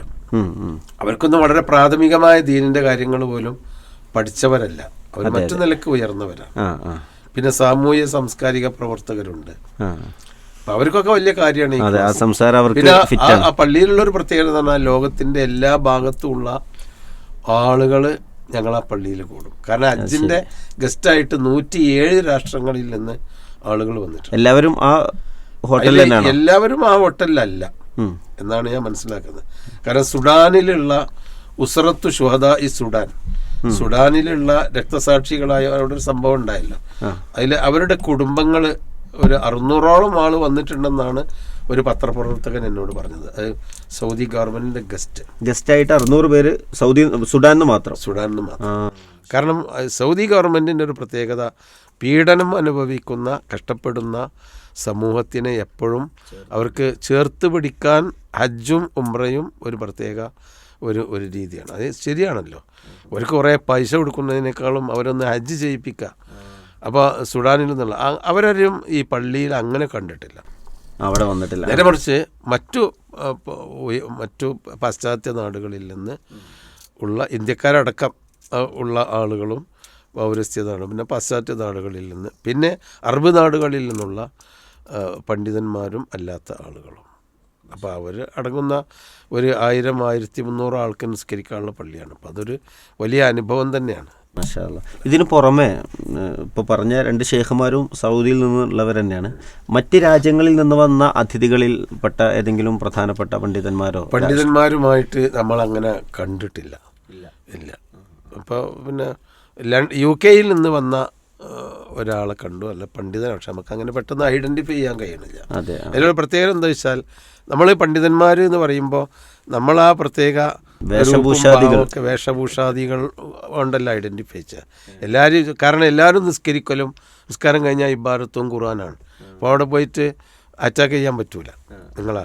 പിന്നെ പിന്നെ പാശ്ചാത്യ നാടുകളിലൊക്കെ ഉള്ള പണ്ഡിതന്മാരും ഇപ്പോൾ അവരൊന്നും അങ്ങനത്തെ ഒരു വേഷങ്ങളൊന്നും ഉണ്ടാവില്ല. അപ്പോൾ UK നിന്നുള്ളൊരു പണ്ഡിതനെ കണ്ടു. പക്ഷേ അയാളൊരു പണ്ഡിതനാണ് എന്നുള്ളത് അദ്ദേഹത്തിൻ്റെ മറ്റു വാട്ടബൌട്ടുകൾ അന്വേഷിച്ചപ്പോഴാണ് പണ്ഡിതനാന്ന്. ഏതെങ്കിലും രാഷ്ട്ര നേതാക്കന്മാർ അങ്ങനെയുള്ള ആരെങ്കിലും ഒക്കെ ഈ കൂട്ടത്തിൽ നമ്മളങ്ങനെ ശ്രദ്ധയിൽപ്പെട്ടിട്ടില്ല. ഓക്കെ ഓക്കെ, മാഷാ അല്ലാ. ഇനിയിപ്പോൾ അവർക്കൊക്കെ ഒരു പക്ഷേ വേറെ സ്ഥലങ്ങളുണ്ടോ ഉണ്ടാവാനും സാധ്യതകളുണ്ട്. അതായത് അതുപോലെ തന്നെ ഈ ഹജ്ജ് മാനേജ്മെൻറ്റിൽ സൗദി ഒരുപാട് മാറ്റങ്ങൾ കൊണ്ടുവന്നിട്ടുണ്ട്, ഒരുപാട് പുതുമകൾ കൊണ്ടുവന്നിട്ടുണ്ടല്ലോ. അവർ നടപ്പിലാക്കിയതിൽ ഏറ്റവും മാതൃകാപരമെന്ന് അല്ലെങ്കിൽ ഏറ്റവും ശ്രദ്ധേയമായി തോന്നിയ ഏതെങ്കിലും? വെച്ചാല് ഒന്ന്, അർഫ, മിന, മുസ്ദലിഫയിലാണ് ആളുകൾ ക്ഷീണിച്ചു പോകല. അതെ. കാരണം മക്കയിൽ ആവുമ്പോൾ ഇബാദത്തും കാര്യമൊക്കെ ആയിട്ട് അവരാണ്ട് ശരിക്കും സാക്രിഫൈസ് ചെയ്യും. പിന്നെ മിനയിലേക്ക് പോകുമ്പോൾ മിനയിൽ അത്ര സൗകര്യങ്ങൾ ഉണ്ടാവില്ല. ഞാൻ മിനയിലൊക്കെ വളരെ ദുരന്തത്തിൽ 92 ഹജ്ജ് ചെയ്താണ്. ഒരു ബാത്റൂം സൗകര്യമില്ല, പിന്നെ ശരിക്കും ഭക്ഷണം കിട്ടൂല, പക്ഷെ ഉണ്ടാക്കാനുള്ള സൗകര്യമില്ല അന്നത്തെ 92 പിന്നെ കിടക്കാൻ മണലാണ്, അതിലൊരു കട്ടി കുറഞ്ഞ വിരിപ്പുണ്ടാവും. പിന്നെ എൻ്റെ കൈ പോലും പൊക്കിയാൽ എത്തുന്ന ഒരു തമ്പാണ്, ചീരത്തമ്പ്. അതിൻ്റെ ചൂട് പറയേണ്ടതല്ലല്ലോ. അപ്പം അങ്ങനെയൊക്കെ ഉള്ളതിൽ നിന്ന് ഗവൺമെൻറ് ചെയ്തത് ക്രമേണ വലിയ മാറ്റങ്ങൾ ഉണ്ടാക്കി. പിന്നെ ഗ്രാജുവലായിട്ട് അതിൻ്റെ മാറ്റം ആ തമ്പിൻ്റെ വലിപ്പവും ഉയരവും കൂട്ടി അടിയിൽ കുറച്ചുകൂടി കട്ടിയുള്ള വിരിപ്പ് വിരിച്ചതൊക്കെ എനിക്ക് ഓർമ്മയുണ്ട്. ഇപ്പം ചെന്ന് നോക്കുമ്പോൾ ആ തമ്പിൻ്റെ ഉള്ളിൽ വിരിപ്പ്, കിടക്ക, തലയണ, സോഫ, അങ്ങനെയുള്ള ആ നിലക്കുള്ള വലിയ സൗകര്യങ്ങൾ എല്ലാവർക്കും ആ സൗകര്യങ്ങളാണ്. എല്ലാവർക്കും ഉണ്ട് സൗകര്യം, എല്ലാവർക്കും. പക്ഷെ ഈ പ്രാവശ്യം എന്നെ ആകർഷിച്ച അവര് IT ഇനാബിൾഡ് ആണ് എന്ന് പലയിടത്തും പത്രങ്ങളിലൊക്കെ ഞാൻ വാർത്തകളൊക്കെ ഇടയ്ക്ക് കേൾക്കും അവിടുത്തെ. അപ്പൊ ഈ കൊല്ലത്തെ ഹജ്ജ് പിന്നെ AI സംവിധാനങ്ങളോടുകൂടിയാണ് എന്ന് അവരിങ്ങനെ പ്രത്യേകം പറയുന്നുണ്ട്. അപ്പോൾ ആ ഒരു സംവിധാനം ഞാനിങ്ങനെ കാണുന്നത് ചൂടാണ്. 48, 47, 46 ചൂടുകളാണ് ഡിഗ്രി. അപ്പോൾ അതിനെ പോലും മാനേജ് ചെയ്യുന്നത് ഏകദേശം 100,000-ലധികം മിലിറ്ററീനെ ഇറക്കി എന്നാണ് ഹജ്ജിൻ്റെ സഹായത്തിന് വേണ്ടി. അപ്പോൾ ഇവരൊക്കെ ഒരു 20 മീറ്റർ ദൂരം നമ്മൾ നടന്നു പോകുന്ന വഴികൾ, ഹാജിമാർ നടന്നു പോകുന്ന വഴികളിൽ ഹാജിമാരെ കുളിപ്പിച്ച് വിടുകയാണ്. അത് ശരി, തണുത്ത വെള്ളം കൊണ്ട്. കാരണം ഈ സ്പ്ലിങ്കർ ഉണ്ട്, മഴ പെയ്യുന്ന പോലെ ഉണ്ട്, അതുകൊണ്ടൊന്നും ആവണില്ല, ഈ ചൂടിൽ നിന്ന് രക്ഷപ്പെടുന്നില്ല. പിന്നെ ക്രൗഡല്ലേ, അപ്പം കൂടുതൽ ചൂടുണ്ടാവുമല്ലോ. പിന്നെ മിനയിലും അറഫയിലൊക്കെ ഉള്ള താമസത്തിൻ്റെ ഉള്ളിലും ഈ AC കൂളർ സംവിധാനങ്ങൾ വെച്ചിട്ട് തണുപ്പിച്ചിട്ടുണ്ട്. എന്നാലും നടന്നു പോകാതിരിക്കാൻ വയ്യ, നടന്നു പോകാതിരിക്കാൻ പറ്റില്ല, പുറത്തിറങ്ങണം. ഈ പുറത്തിറങ്ങുന്നിടത്തൊക്കെ ഇവർ ഭയങ്കരമായിട്ട് ആളുകളെ വെള്ളം പാരണം. അത് ശരി, വെള്ളം ശരീരത്തിലേക്ക് കണ്ട് ഒഴുക്കാണ്. അതിനൊരു ബോട്ടിലുണ്ട് അതിൽ കൂടി. അത് പെണ്ണുങ്ങൾക്ക് പെണ്ണുങ്ങളും ആണുങ്ങൾക്ക് ആണുങ്ങളും വളണ്ടിയേഴ്സ് ആയിട്ട് നിന്നിട്ട് അവർ വളരെ രസകരമായിട്ടാണ് ചെയ്യുന്നത്. അതൊരു ഈ ചൂടും പുകയും ക്രൗഡും ആളുകൾ ക്ഷീണിച്ച് പേടിക്കുന്നൊരവസ്ഥയല്ല, അവരാകെ ഒരു രസകരമായ ഒരു സംവിധാനമായിട്ടാണ് രണ്ടുകൂട്ടരും ആസ്വദിക്കണം. അപ്പം അതുകൊണ്ട് തന്നെ കല്ലെറിയാൻ പോകുന്നിടത്താവട്ടെ, അറഫയിലും മിനയിലൊക്കെ പോകുന്നിടത്താവട്ടെ ആസ്വദിച്ചുകൊണ്ട്. അതുകൊണ്ട് പിന്നെ അവർ ഈ ഉംറ വസ്ത്രമൊക്കെ കട്ടിയുള്ള സാധനങ്ങളാണല്ലോ, അതൊക്കെ നനയാത്തൊരു സന്ദർഭവും ഇല്ല. ഞാൻ അവരുടെ ആ മാനേജ്മെന്റ്, അതായത് ചൂടിനെ മാനേജ് ചെയ്യാൻ, ആകാശത്തുള്ള സൂര്യനെ മാനേജ് ചെയ്യാൻ ഇവിടെയുള്ള വാട്ടർ സ്പ്രിംഗ്ലർ ഒന്നും പറ്റൂല. പിന്നെ ഒന്നിച്ച് AC ആക്കാൻ പറ്റൂല്ലോ, ടെന്റിന്റെ ഉള്ളിലല്ലേ പറ്റുള്ളൂ. അപ്പൊ പുറത്ത് AC ഓപ്പൺ എയർ അവർ AC ആക്കി കളഞ്ഞു എന്നുള്ളതാണ് എനിക്ക് അനുഭവപ്പെട്ട ഏറ്റവും. അതുകൊണ്ട് തന്നെ ചൂടിന്റെ അറ്റാക്ക് കൊണ്ട് ഒരു ദുരന്തങ്ങളും കേട്ടിട്ടില്ല. ഈ പ്രാവശ്യത്തെ ഹജ്ജിനെ വിലയിരുത്തിയ ആളുകളൊക്കെ പറഞ്ഞൊരു സംഗതി, ആക്ഷേപങ്ങളില്ലാത്ത, അതാണ് പരാതികളില്ലാത്ത ഒരു ഹജ്ജ് എന്നുള്ളത്. അത് 2 കാരണമുണ്ട്.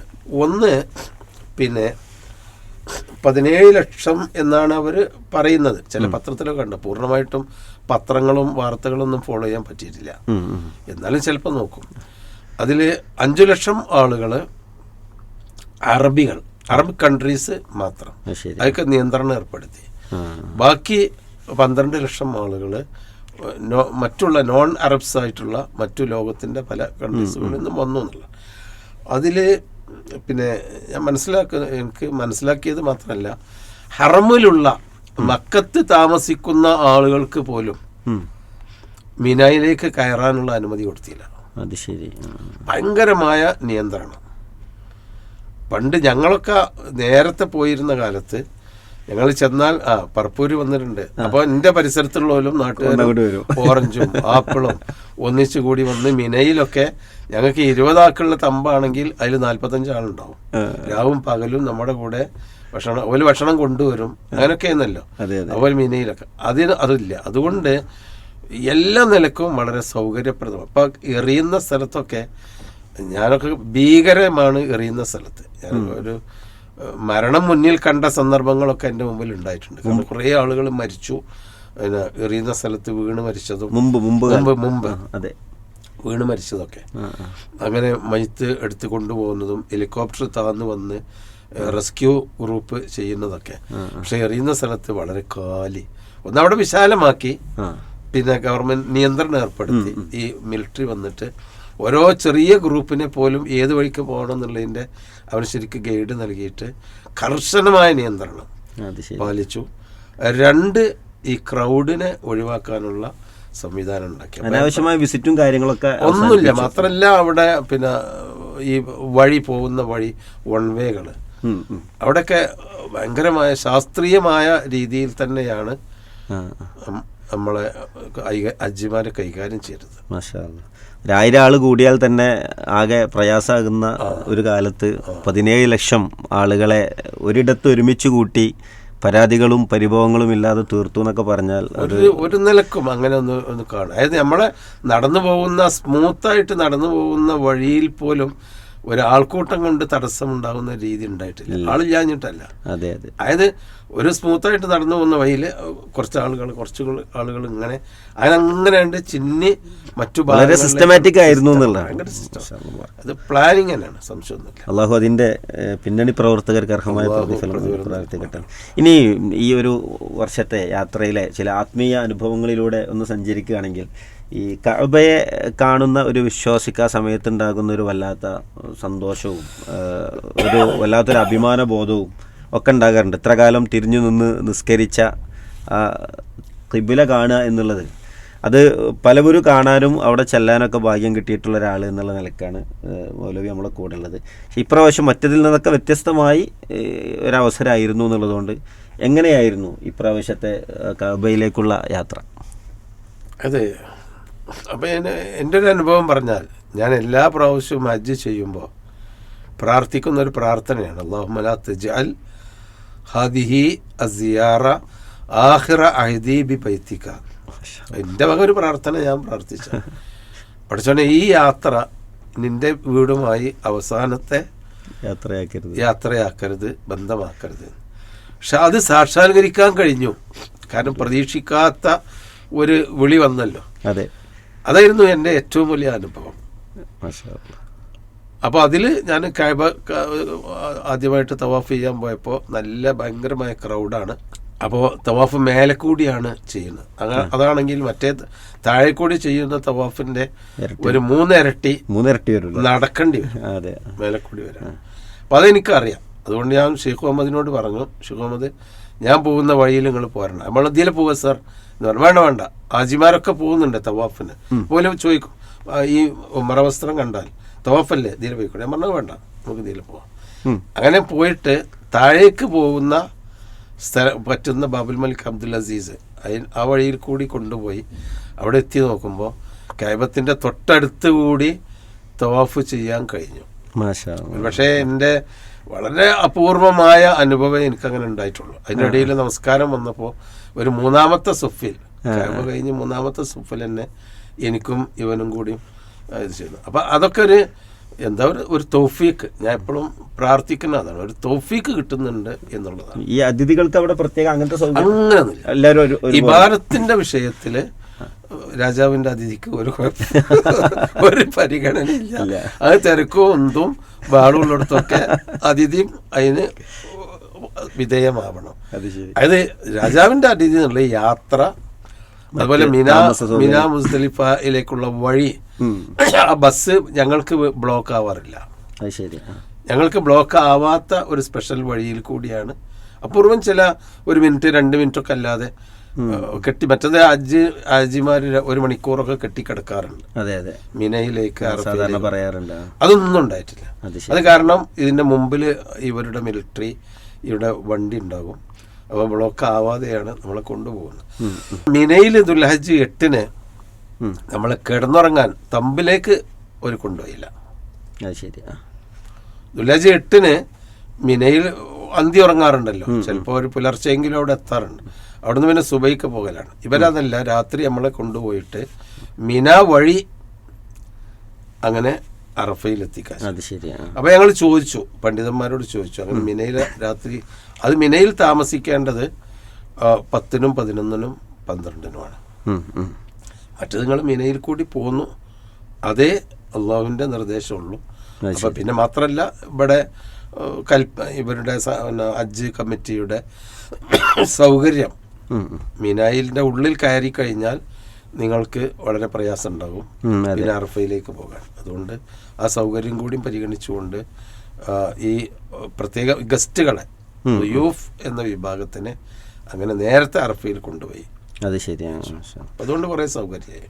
അറഫയിലെ ഇപ്രാവശ്യത്തെ ഒരു അവസ്ഥകൾ നമ്മളെ ഏറ്റവും സ്വാധീനിച്ച, അല്ലെങ്കിൽ നമ്മളെ ഒരു ഹൃദയസ്പർശിയായ ചില സന്ദർഭങ്ങൾ അറഫ സമ്മാനിക്കുമല്ലോ. അതിൽ അപ്പം എനിക്ക് എൻ്റെ ഒരു അനുഭവം, അറഫയിൽ നമുക്ക് കുറേ പ്രയാസങ്ങളും ദുരിതമൊക്കെ ഉണ്ടാവുമ്പോഴാണ് പ്രാർത്ഥനയ്ക്കൊരു ഇത് കിട്ടുക. അപ്പം ഞാനൊക്കെ അറഫയിൽ ക്ലാസ് എടുക്കുമ്പോഴും അതുപോലെ ഞാൻ ആയ സന്ദർഭത്തിലും പലപ്പോഴും അറഫയിൽ പ്രാർത്ഥിക്കാൻ വേണ്ടിയുള്ള അവസരം കിട്ടിയപ്പോഴും ഈ കിടക്കുന്ന സ്ഥലത്തു നിന്ന് ആണ് മാറിയിട്ട് ഇരിക്കുന്ന അറഫ നമ്മളെ ടെൻ്റ് പിരിപ്പിന്നൊക്കെ മാറി ആളുകളോട് പറയല്, നിങ്ങൾ മരച്ചുവട്ടിൽ എവിടെ ഒറ്റക്കൊറ്റക്ക് പ്രാർത്ഥിക്കുക, എന്നാലാണ് നിങ്ങൾക്കൊരു മനസ്സറിഞ്ഞ് വേണമെങ്കിൽ കരയാനും പറയാനും ഒക്കെ പറ്റുന്ന ഒരു അവസ്ഥ അതേ ഉണ്ടാവുള്ളൂ. ഭാര്യയും ഭർത്താവും ഓരോടത്ത് നിൽക്കരുത്, നിങ്ങൾ പരസ്പരം കണ്ടുകൊണ്ട് ഒറ്റക്ക് പ്രാർത്ഥിച്ചോളി, കുടുംബങ്ങൾ നാട്ടുകാരൊക്കെ എന്നാ പറയില്ല. പക്ഷെ അപ്പോഴാണ് നമുക്കൊരു മനസ്സിൽ തട്ടി പ്രാർത്ഥന കിട്ടുള്ളൂ. പക്ഷെ ഇവിടെ അങ്ങനെ ആയിരുന്നില്ല. ഇത് രാജാവിൻ്റെ അതിഥികൾ എന്ന് പറഞ്ഞാൽ വലിയൊരു കൊട്ടാരം പോലെ എല്ലാ അടിയിൽ കാർപ്പറ്റ് വിരിച്ച് പൂക്കൾ അല്ല പുല്ല് വിരിച്ച പോലെ പ്രത്യേകതരം കാർപ്പറ്റ് വിരിച്ച് അതിൻ്റെ ഉള്ളിലാണ് കയറി ചെന്നപ്പോൾ നമുക്ക് താമസിക്കാൻ ഇന്ത്യക്കാർക്കുള്ള പ്രത്യേക സ്ഥലമുണ്ട്, ഓരോ ടെൻറ്റുകൾ, നമ്പറുണ്ട്. ആ നമ്പറിലേക്ക് കാണിച്ചു തരുന്നു. അതിൻ്റെ ഉള്ളിൽ ചെന്ന് നോക്കുമ്പോൾ ഒരു ഇരുണ്ട മുറി, വലിയൊരു ഹാള്, അതിൽ ഭയങ്കരമായ സൗകര്യങ്ങൾ, സോഫ, ബെഡ്, പിന്നെ തലയണകൾ, പുതപ്പുകൾ, വസറാബിജു മബ്സൂസ എന്നൊക്കെ പറഞ്ഞ, പിന്നെ വേണ്ടത്ര ഭക്ഷ്യ വസ്തുക്കൾ, ഭക്ഷണമല്ല ഡ്രിങ്ക്സുകൾ, ഇതെല്ലാം കൊണ്ട് നിറഞ്ഞിരിക്കുകയാണ്. അപ്പം എനിക്ക് തോന്നി ഇവിടെ പ്രാർത്ഥിക്കാൻ പറ്റൂല, ഇവിടെ നമുക്കൊരു പ്രാർത്ഥന കിട്ടൂല. അപ്പം ഞാൻ എൻ്റെ സുഹൃത്തിനോട് പറഞ്ഞു, നമ്മൾ പോവാ, പുറത്തിറങ്ങാറ്. പുറത്തിറങ്ങി നോക്കുമ്പോൾ ഓരോ നിമിഷം പുറത്തിറങ്ങുമ്പോഴേക്ക് ഇവർ വരും, എന്താ പ്രശ്നം, എന്താ വേണ്ടത്, ഈസ്തബ്ക, ഷായ്, അങ്ങനെ പോലെ നമ്മളെ പിന്നാലെ കൂടാം. പിന്നെ ബാത്റൂമുകളോ അങ്ങനെയൊക്കെ, പിന്നെ പുറത്ത് നിന്നുള്ള ഒന്നുമില്ല. ശരി, പുറത്ത് നിന്നുള്ളതില്ല. എന്താ വെച്ചാൽ പിന്നെ പുറത്ത് ഭാഗങ്ങളിൽ നല്ല പുൽത്തകിടുകൾ ഉണ്ടാക്കി വെച്ച് കൃത്രിമമായി, അതിൽ വട്ടത്തിൽ മേശ, ചുറ്റുഭാഗത്തും ചെയറുകൾ, അതിൻ്റെ അടുത്ത് ഫ്രൂട്ട്സുകൾ, പിന്നെ സ്നാക്സുകൾ, ചായ, കാപ്പി, അങ്ങനെ ഒരു ടൂറിസ്റ്റ് ഒരു പാർക്കിൽ ചെന്നാൽ ഉണ്ടാകുന്ന അനുഭവമാണ്. അപ്പോൾ അവിടെയും പ്രാർത്ഥിക്കാൻ പറ്റൂല ഷെയ്ഖ് മുഹമ്മദ്. നമ്മൾ പുറത്തിറങ്ങാൻ വേണ്ടി നോക്കുമ്പോൾ പിന്നെ റോഡാണ്. റോഡിലാണെങ്കിൽ 48 ഡിഗ്രി ചൂട്. അപ്പം എനിക്ക് എൻ്റെ പ്രകൃതത്തിൽ എനിക്ക് പേടിയായി, എന്തെങ്കിലും രോഗങ്ങൾ വരും. അപ്പോൾ ഷെയ്ഖ് മുഹമ്മദ് എന്നോട് പറഞ്ഞു, നമ്മൾ പുറത്തിറങ്ങിയിട്ട് ഒന്ന് പോവുക, നെമീറി പള്ളിയിൽ പോവുക. നമ്മൾ വേണ്ട, അത് നമ്മളെ ഹജ്ജിനെ ബാധിക്കുന്ന വല്ല രോഗങ്ങളൊക്കെ ആയാലും. പിന്നെ ഞങ്ങൾ പള്ളിയിൽ പോയിരിക്കും, അതിൻ്റെ ഉള്ളിലും പള്ളിയുണ്ട്. പള്ളിയിൽ പിന്നെ ഈ വാളങ്ങളൊന്നുമില്ല. അപ്പോൾ നമുക്ക് പള്ളിയിൽ ഇരുന്നിട്ടും നിന്നിട്ടൊക്കെ പ്രാർത്ഥിക്കാം. അപ്പം ഞാൻ ചുരുക്കി പറയുന്നത് എന്താ വെച്ചാൽ, ഒരു അറഫയിൽ ചെന്ന് പ്രാർത്ഥിക്കുന്ന ഒരു അള്ളാഹു ഒന്നാൻ ആകാശത്തേക്ക് ഇറങ്ങി വരും, എന്നിട്ട് ഹൽമിൻ സായിലിൻ, ആരാ ചോദിക്കുന്നവരുണ്ടോ എന്നൊക്കെ പറയുന്ന ആ ഒരു അറഫയുടെ ഒരു വിശുദ്ധി എനിക്ക് അനുഭവപ്പെട്ടില്ല. ഉൾക്കാമ്പ് ഒരു മനസ്സിൽ തട്ടുന്ന, കാരണം എന്താ പറഞ്ഞാൽ ഒരു പ്രയാസവും ഇല്ല. ഒരു ഭയങ്കര പാർക്കിലല്ലേ, ഒരു ഡിഫക്റ്റ് ആയിട്ട് തോന്നിയെന്നാണ് എനിക്ക് തോന്നുന്നത്. പക്ഷെ അതല്ലാതെ അവർക്ക് കഴിയില്ല. ഇത്ര ആളുകളെ മാനേജ് ചെയ്യാൻ അത് പറ്റൂല. പുറത്തേക്ക് വിട്ട് കഴിഞ്ഞാൽ ആളുകൾ കൈവിട്ടു പോകാനൊക്കെ സാധ്യതയുണ്ട്, പ്രത്യേകിച്ച് പ്രായമുള്ള ആളുകളൊക്കെ ആണെങ്കിൽ. അതൊക്കെ അതാണ്. പിന്നെ ഭക്ഷണവും ഇതേമാതിരി എന്തൊക്കെയാണോ വേണ്ടത് ആ ജാതി ഭക്ഷണങ്ങളുമാണ്. സാധാരണ അറഫയിൽ ഭക്ഷണത്തിന് എന്താണ് ചെയ്യാറുള്ളത്? അപ്പോൾ സാധാരണ അറഫയിൽ നമ്മുടെ പിന്നെ എൻ്റെ ഒക്കെ ഒരു അനുഭവത്തിൽ ഞാൻ കുറച്ച് ആപ്പിളും കുറച്ച് മുന്തിരി അങ്ങനെ വിശപ്പ് മാറുകയും ക്ഷീണം തീരുകയും ചെയ്യുന്നതൊക്കെ കൊണ്ടുപോകാൻ അറബികളുള്ളൂ. ഞാൻ ഗ്രൂപ്പിൻ്റെ കൂടെ പോയ കാലങ്ങളിലൊക്കെ അതാണ് പറഞ്ഞിരുന്നത്. അവില് കൊണ്ടുപോകാന്നൊക്കെ ഉള്ള പറഞ്ഞു. അപ്പം ഇതൊന്നും അത് വേണ്ടാന്ന് നേരത്തെ തന്നെ ഞങ്ങൾക്കറിയാം.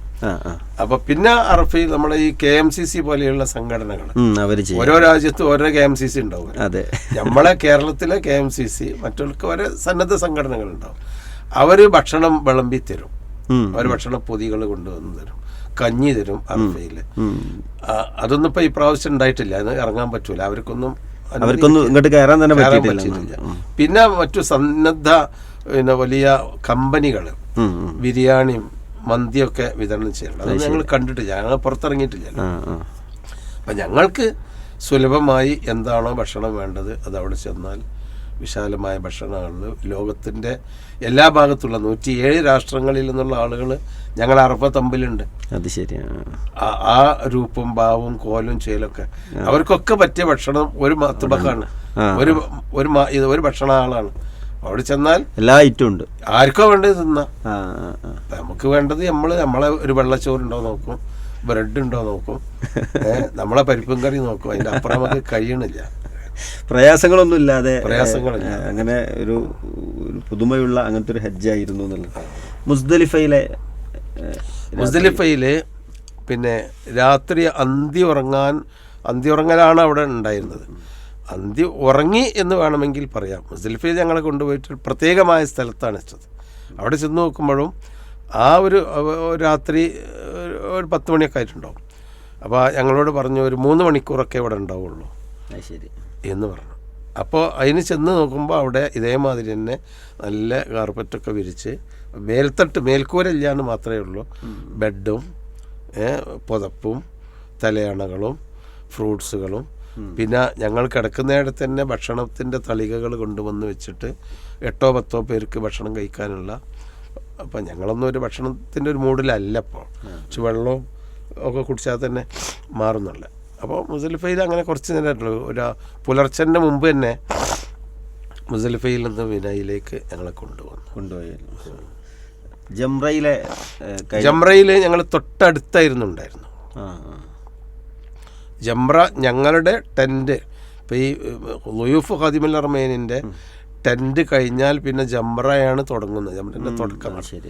അപ്പം അതുകൊണ്ട് വളരെ എളുപ്പത്തിൽ ഒരു 3 മിനിറ്റ് 4 മിനിറ്റ് കൊണ്ട് ജംറയിലെത്താൻ കഴിയും. പക്ഷെ ഞങ്ങൾ തിരിച്ച് ജംറയിൽ നിന്നൊക്കെ ഈ 1 വേ ആണ്. അപ്പോൾ തിരിച്ച് വിട്ടപ്പോൾ ഞങ്ങൾക്ക് ആദ്യത്തെ ദിവസം ഒന്ന് ചെറിയതായിട്ടൊന്ന് പേച്ച് പോയി. കാരണം മസ്ജിദുൽ ഖൈഫ് ലക്ഷ്യമാക്കി ഞങ്ങൾ നടന്നു. അപ്പോൾ ഖൈഫ് പോയിട്ട് നമുക്കൊന്ന് 2 റക്അത്ത് സുന്നത്ത് നിസ്കരിക്കാം, ഒന്ന് വിശ്രമിക്കാം എന്നൊക്കെ പറഞ്ഞിട്ടാണ്. അപ്പോൾ ഖൈഫിൻ്റെ തൊട്ട് മുമ്പിലാണ്, ജസ്റ്റ് ഓപ്പോസിറ്റിലാണ് ഞങ്ങളുടെ ടെൻറ്റ്. പക്ഷേ ഞങ്ങൾ ഖൈഫിൻ്റെ പിന്നെ ഗേറ്റ് ഇറങ്ങിയിട്ട് നമ്മളെ ടെൻറ്റിലേക്ക് നടന്നത് വേറെ വഴിയായിപ്പോയി.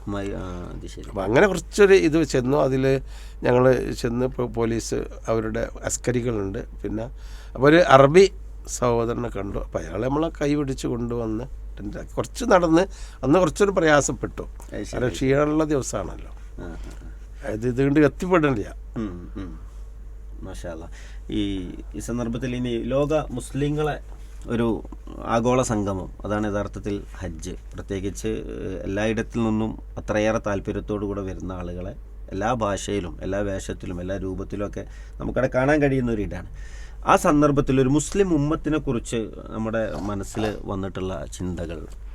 മുസ്ലിം ഉമ്മത്തിനെ പറ്റി ഞാൻ നേരത്തെ പറഞ്ഞല്ലോ, ഞങ്ങളുടെ ഹോട്ടലിലെ പള്ളിയിൽ ക്ലാസ് ഉണ്ടായിരുന്നു.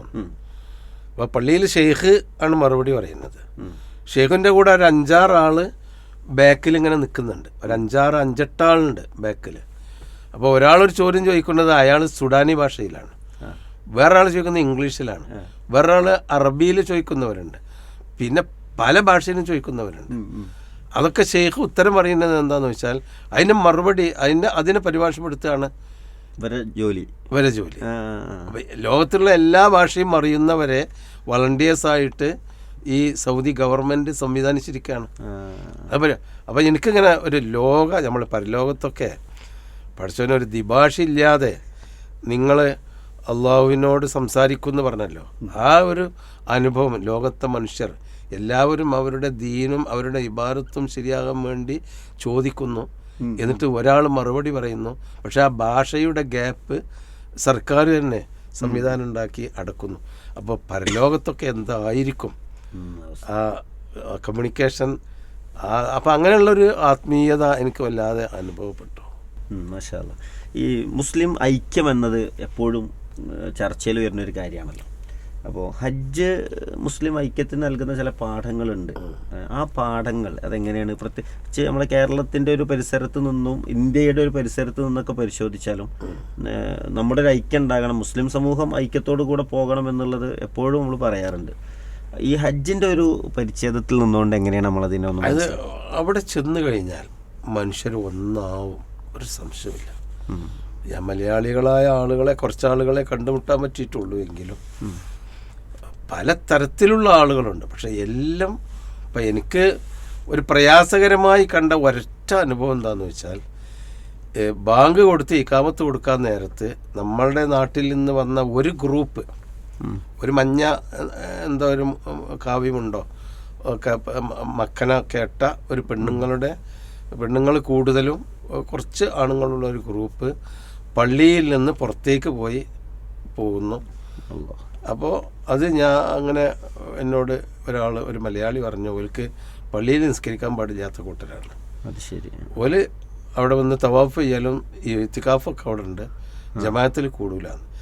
ഇത് പഠിച്ചവനെ മുസ്ലിംകൾ ഒരുമിച്ച് കൂടുന്ന ഒരു സ്ഥലത്ത് അതൊരു കറുത്ത പുള്ളിയായി എനിക്ക് തോന്നി, ആ ഒരു മനോഭാവം.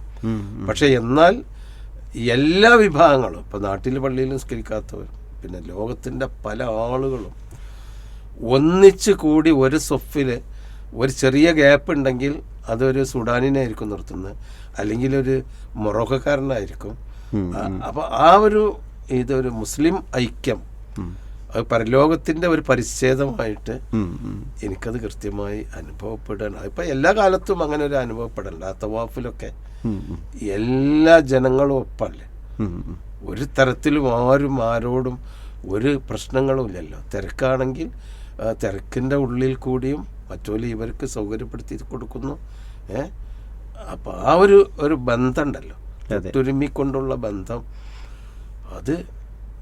ആ ബന്ധം എന്തു വേണം, അത് അപ്പുണ്ടാവുന്ന ബന്ധം ജീവിതത്തിൽ മൊത്തം നിലനിൽക്കണം. ഞങ്ങളൊക്കെ ഒന്നാണ് അള്ളാഹുവിൻ്റെ മുമ്പിൽ. അത് നിൽക്കാൻ ഹാജിമാർക്ക് കഴിയുമോ എന്നതാണ് പ്രശ്നം. മലയാളി സമൂഹത്തോട് ഈ ഒരു മുസ്ലിം ഐക്യത്തിൻ്റെ ഈ ഹജ്ജ് കഴിഞ്ഞ് നിൽക്കുന്ന ഒരു സമയത്ത് ഈ മുസ്ലിം ഐക്യത്തെക്കുറിച്ച് നമ്മൾ എന്താണ് പറയേണ്ടത്? അത് മലയാളി സമൂഹത്തിൽ ഇപ്പോൾ എന്നിട്ട് ഒരുപാട് ആളുകൾ, ഞാൻ അവർക്ക് നമ്പർ കൊടുത്തു. എൻ്റെ നാട്ടിലുള്ള നമ്പർ തന്നെയാണ് അവിടെ ഉണ്ടായിരുന്നത്. അപ്പോൾ നമ്മുടെ ഒരു ഗ്രൂപ്പ് ഉണ്ടായി, ക്ലാസ് എടുത്തൊരു ഗ്രൂപ്പ് ഉണ്ടായിരുന്നു.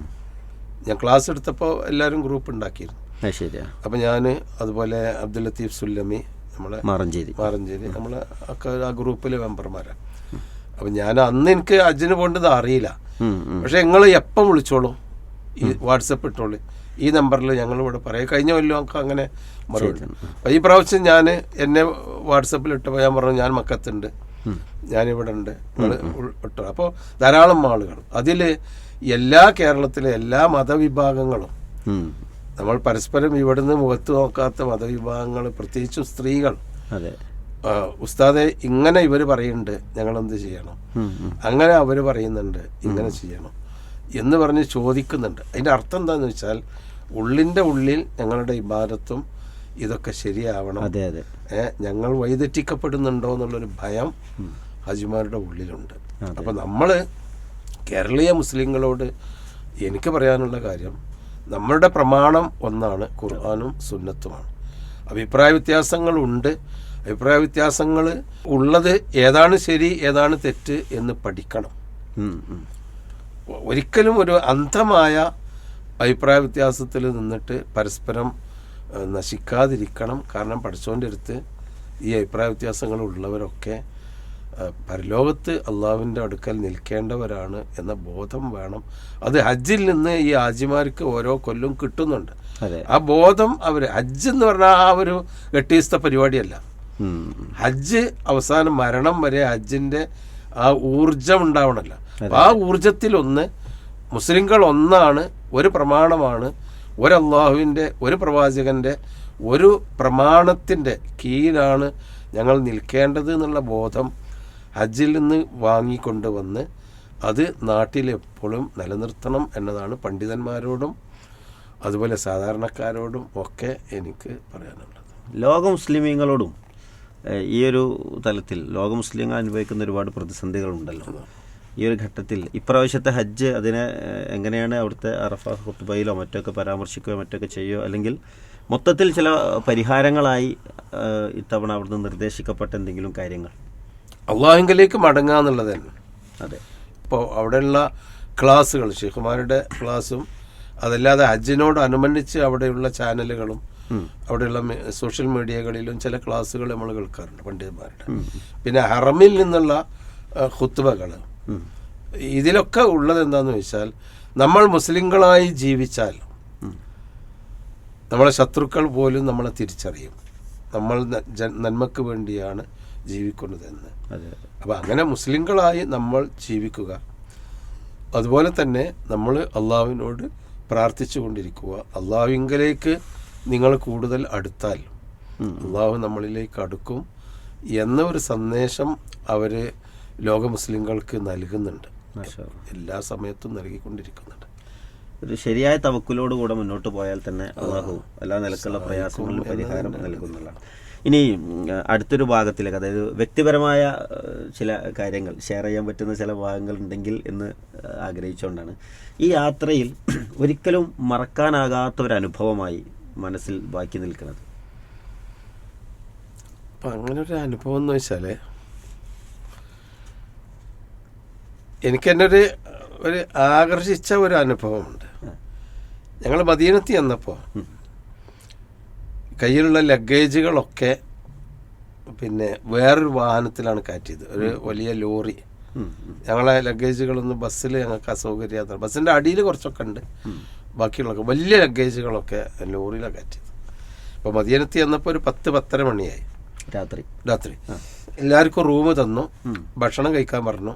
അപ്പോൾ ഭക്ഷണം കഴിച്ച് അപ്പോൾ വലിയൊരു, അതായത് പിന്നെ സംസം പുൾമാൻ എന്ന് പറയുന്ന അവിടുത്തെ ഏറ്റവും വലിയൊരു സ്റ്റാർ ഹോട്ടലാണ്. ഏകദേശം 2000 ചില്ലാന ആളുകൾക്ക് നിൽക്കാൻ പറ്റുന്ന ഒരു ഹോട്ടലാണ്. അതിലാണ് നിങ്ങൾ താമസിക്കുന്നത്. അപ്പോൾ എൻ്റെ ഒരു ഫീലിംഗ് ഒറ്റയ്ക്ക് ഞാൻ പറയണം. ഞാൻ ഈ ഉടുത്ത എൻ്റെ ഒരു കോട്ട് പാൻറ്റും കുപ്പായും മാത്രമേ എൻ്റെ കയ്യിലുള്ളൂ. ഒരു തോർത്തുകൊണ്ട് പോലും കയ്യിലില്ല. മദീനത്ത് അന്ന് കിടന്നുറങ്ങാൻ നേരത്ത് ഇതൊക്കെ ഒന്ന് മാറ്റിയിട്ട് ഒന്ന് ഫ്രഷ് ആവണമല്ലോ, പ്രശ്നമില്ല. അപ്പോൾ ഞാൻ അവിടെ ചെന്ന്, അപ്പോൾ അവർ ഞങ്ങൾ പുറത്തിറങ്ങി ലോബിയിൽ ചെന്നാൽ ഓരോ ഹാജിനോടും ഈ ബാഡ്ജ് ഉണ്ടെങ്കിൽ എന്താ ആവശ്യം. അവിടുത്തെ ഒരു ഉദ്യോഗസ്ഥനാണ്, അദ്ദേഹം വന്ന് ചോദിച്ചാൽ എന്താ ആവശ്യം. അപ്പോൾ കാരണം വസ്ത്രങ്ങളൊന്നും എത്തിയിട്ടില്ല, അതെപ്പോഴും എത്താറുണ്ട്. അപ്പോൾ വാഹിദാണ്. അപ്പോൾ 1 മണിക്കൂർ നമ്മളിവിടെ ഇരിക്കുകയാണ്, എനിക്കെന്താ വേണ്ട ജ്യൂസൊക്കെ പറഞ്ഞപ്പോൾ ഞാൻ കഴിച്ചോളാം വാങ്ങി കഴിച്ച് ഞങ്ങളുണ്ടാവുള്ളൂ അവിടെ ഇരുന്നു. 1 മണിക്കൂറുകൾ അവിടെ കഴിച്ചു കൂട്ടാൻ വലിയ പണിയൊന്നുമില്ല. പിന്നെ പറഞ്ഞപ്പോൾ കുറച്ച് കഴിഞ്ഞപ്പോൾ കാരണം കുറച്ചുകൂടി കഴിഞ്ഞാൽ വരുന്നു. അങ്ങനെ രാത്രി ഒരു 11:30 മണിയായപ്പോൾ അപ്പോൾ അദ്ദേഹം പറഞ്ഞു എത്തിയിട്ടില്ല, ബ്ലോക്കിലാണ്. അപ്പോൾ എന്തെങ്കിലും ആവശ്യം? ഒന്നുമില്ല, എനിക്ക് കിടന്നുറങ്ങാനുള്ള ഒരു പ്രശ്നം പോകാനാണ്. മാഷാ അല്ലാഹ് മുഷ്കിൽ, ഒരു പ്രശ്നമില്ല എന്ന് പറഞ്ഞാൽ അദ്ദേഹം എൻ്റെയും എൻ്റെ സുഹൃത്തിൻ്റെയും കൈ പിടിച്ച് കൊണ്ടുപോവാണ്, തോളൊക്കെ പിടിച്ചിട്ട് വരി. അപ്പം അങ്ങനെ പുറത്തിറങ്ങി. പിന്നെ അദ്ദേഹം ഇങ്ങനെ ഹോട്ടലിൻ്റെ മുമ്പ് കൂടി ഇങ്ങനെ ഒരു ഭാഗത്തേക്ക് നടന്നുകൊണ്ട് കുറേ നടന്നിട്ട്, അപ്പോൾ നമ്മളെ ഇടക്ക് ഒരു തോൾ എന്താ പ്രശ്നം, വേറെ എന്തെങ്കിലും പറഞ്ഞു, ഭക്ഷണം കഴിച്ചോ, അങ്ങനെ ചോദിക്കാണ്.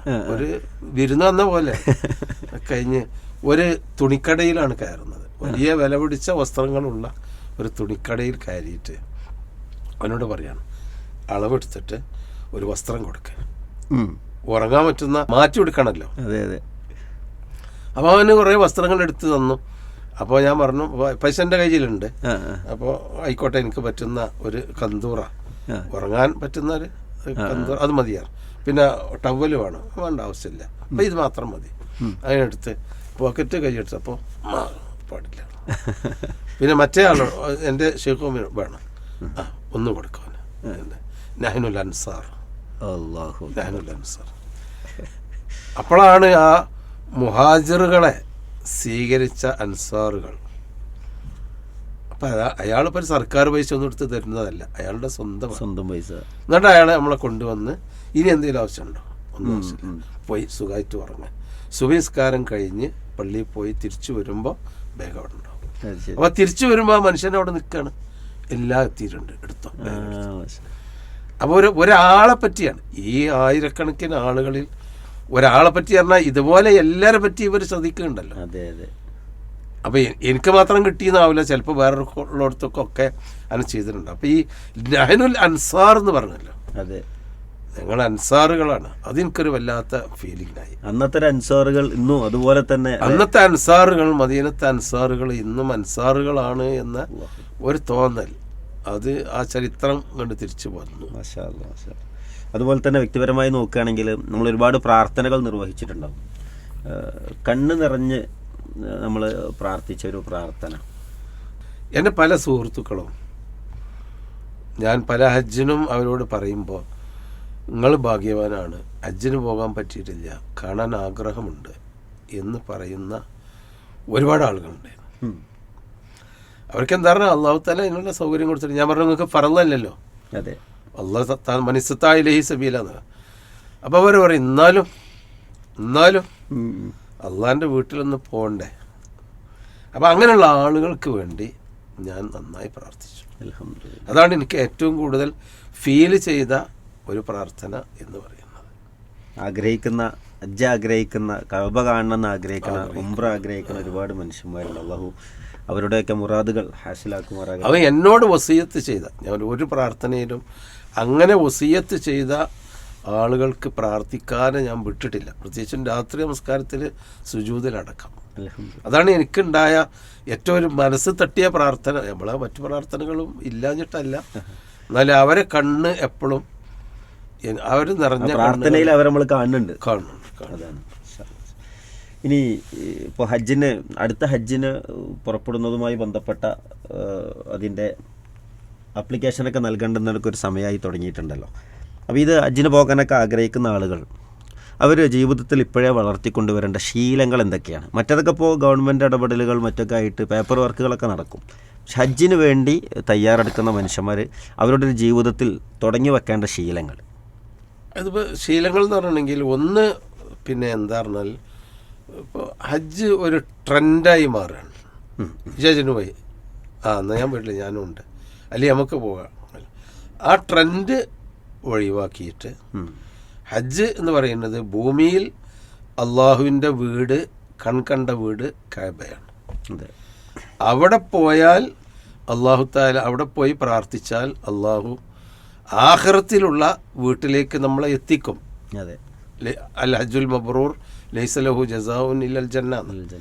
അപ്പോൾ ഇപ്പം തന്നെ ആളുകൾ മാനസികമായി ഹജ്ജിൻ്റെ ബഹളങ്ങളും അതിന് പണം കെട്ടലും അതിലൊന്നും അത്ര പ്രശ്നമല്ല, അതൊക്കെ ഓട്ടോമാറ്റിക്കലി നടന്നു പോയിക്കോളും. ഹജ്ജ്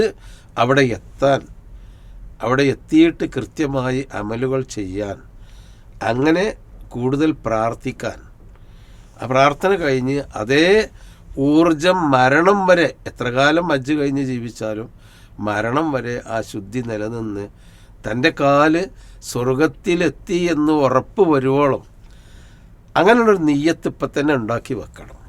അതെങ്ങനെയാ പറഞ്ഞാൽ കൃത്യമായി നമസ്കാരത്തിൽ ജമാഅത്തുകളിലൊക്കെ ആണുങ്ങളാണെങ്കിൽ പങ്കെടുക്കുക, പിന്നെ ബാധ്യതകളൊക്കെ ഒന്ന് തീർത്ത്, പിന്നെ ചീത്തയായ സ്വഭാവങ്ങൾ എന്തൊക്കെ ഉണ്ടോ അതൊക്കെ ഒന്ന് ഒഴിവാക്കി കൂടുതൽ സുന്നത്ത് നമസ്കാരങ്ങളും രാത്രി നമസ്കാരങ്ങളും. അപ്പോൾ ആളുകൾ ഈ രാത്രി നമസ്കാരം എന്ന് പറഞ്ഞാൽ അത് ആജ്യന്മാർക്ക് മാത്രമുള്ളതാണ്. അവിടെ ചെന്ന് അറമുക്ക് സുബൈക്ക് 2 മണിക്ക് നീച്ചു പോകും. എന്നാൽ പെരയിൽ വന്നാൽ ഒരു 1/4 മണിക്കൂറെങ്കിലും ഒരു താജ്ജുദ് നിസ്കാരത്തിന് വേണ്ടി സമയം കാണില്ല.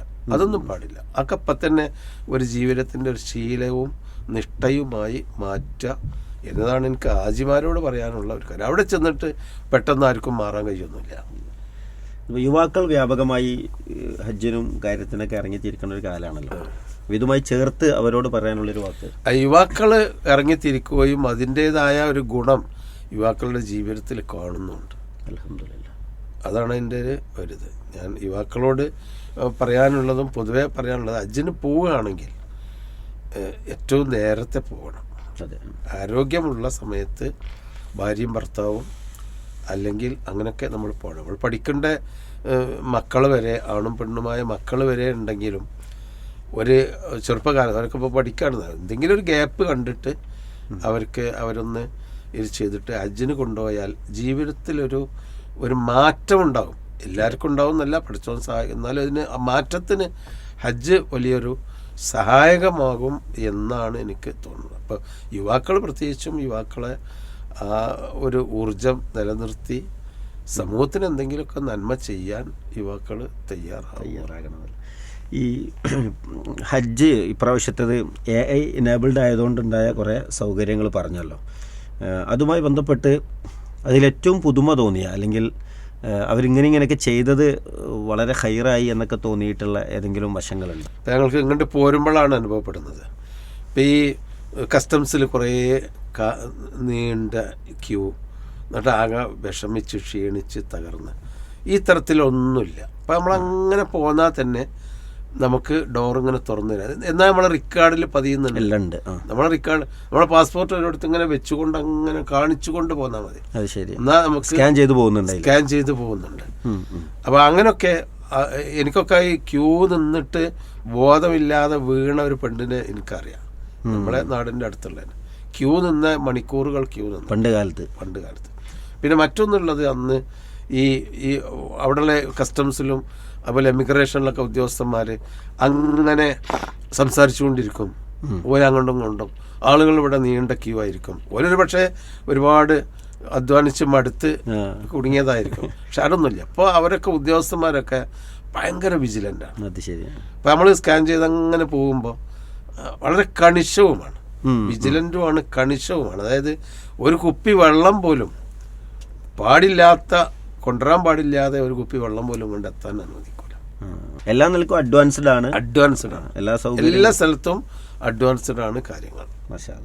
ഇനി കേരളത്തിൽ നിന്ന്, ഇന്ത്യയിൽ നിന്ന് നമ്മൾ അങ്ങോട്ട് പോയി പ്രാർത്ഥനയ്ക്കൊക്കെ ഏറ്റവും ഉത്തരം ലഭിക്കുന്ന ഇടങ്ങളിലൂടെയൊക്കെ നമ്മൾ എത്തിപ്പെടുന്ന സമയത്ത് നമ്മുടെ ഇന്ത്യ രാജ്യത്തിനു വേണ്ടി എന്താണ് ഓർമ്മയിലുണ്ടായിരുന്നത്?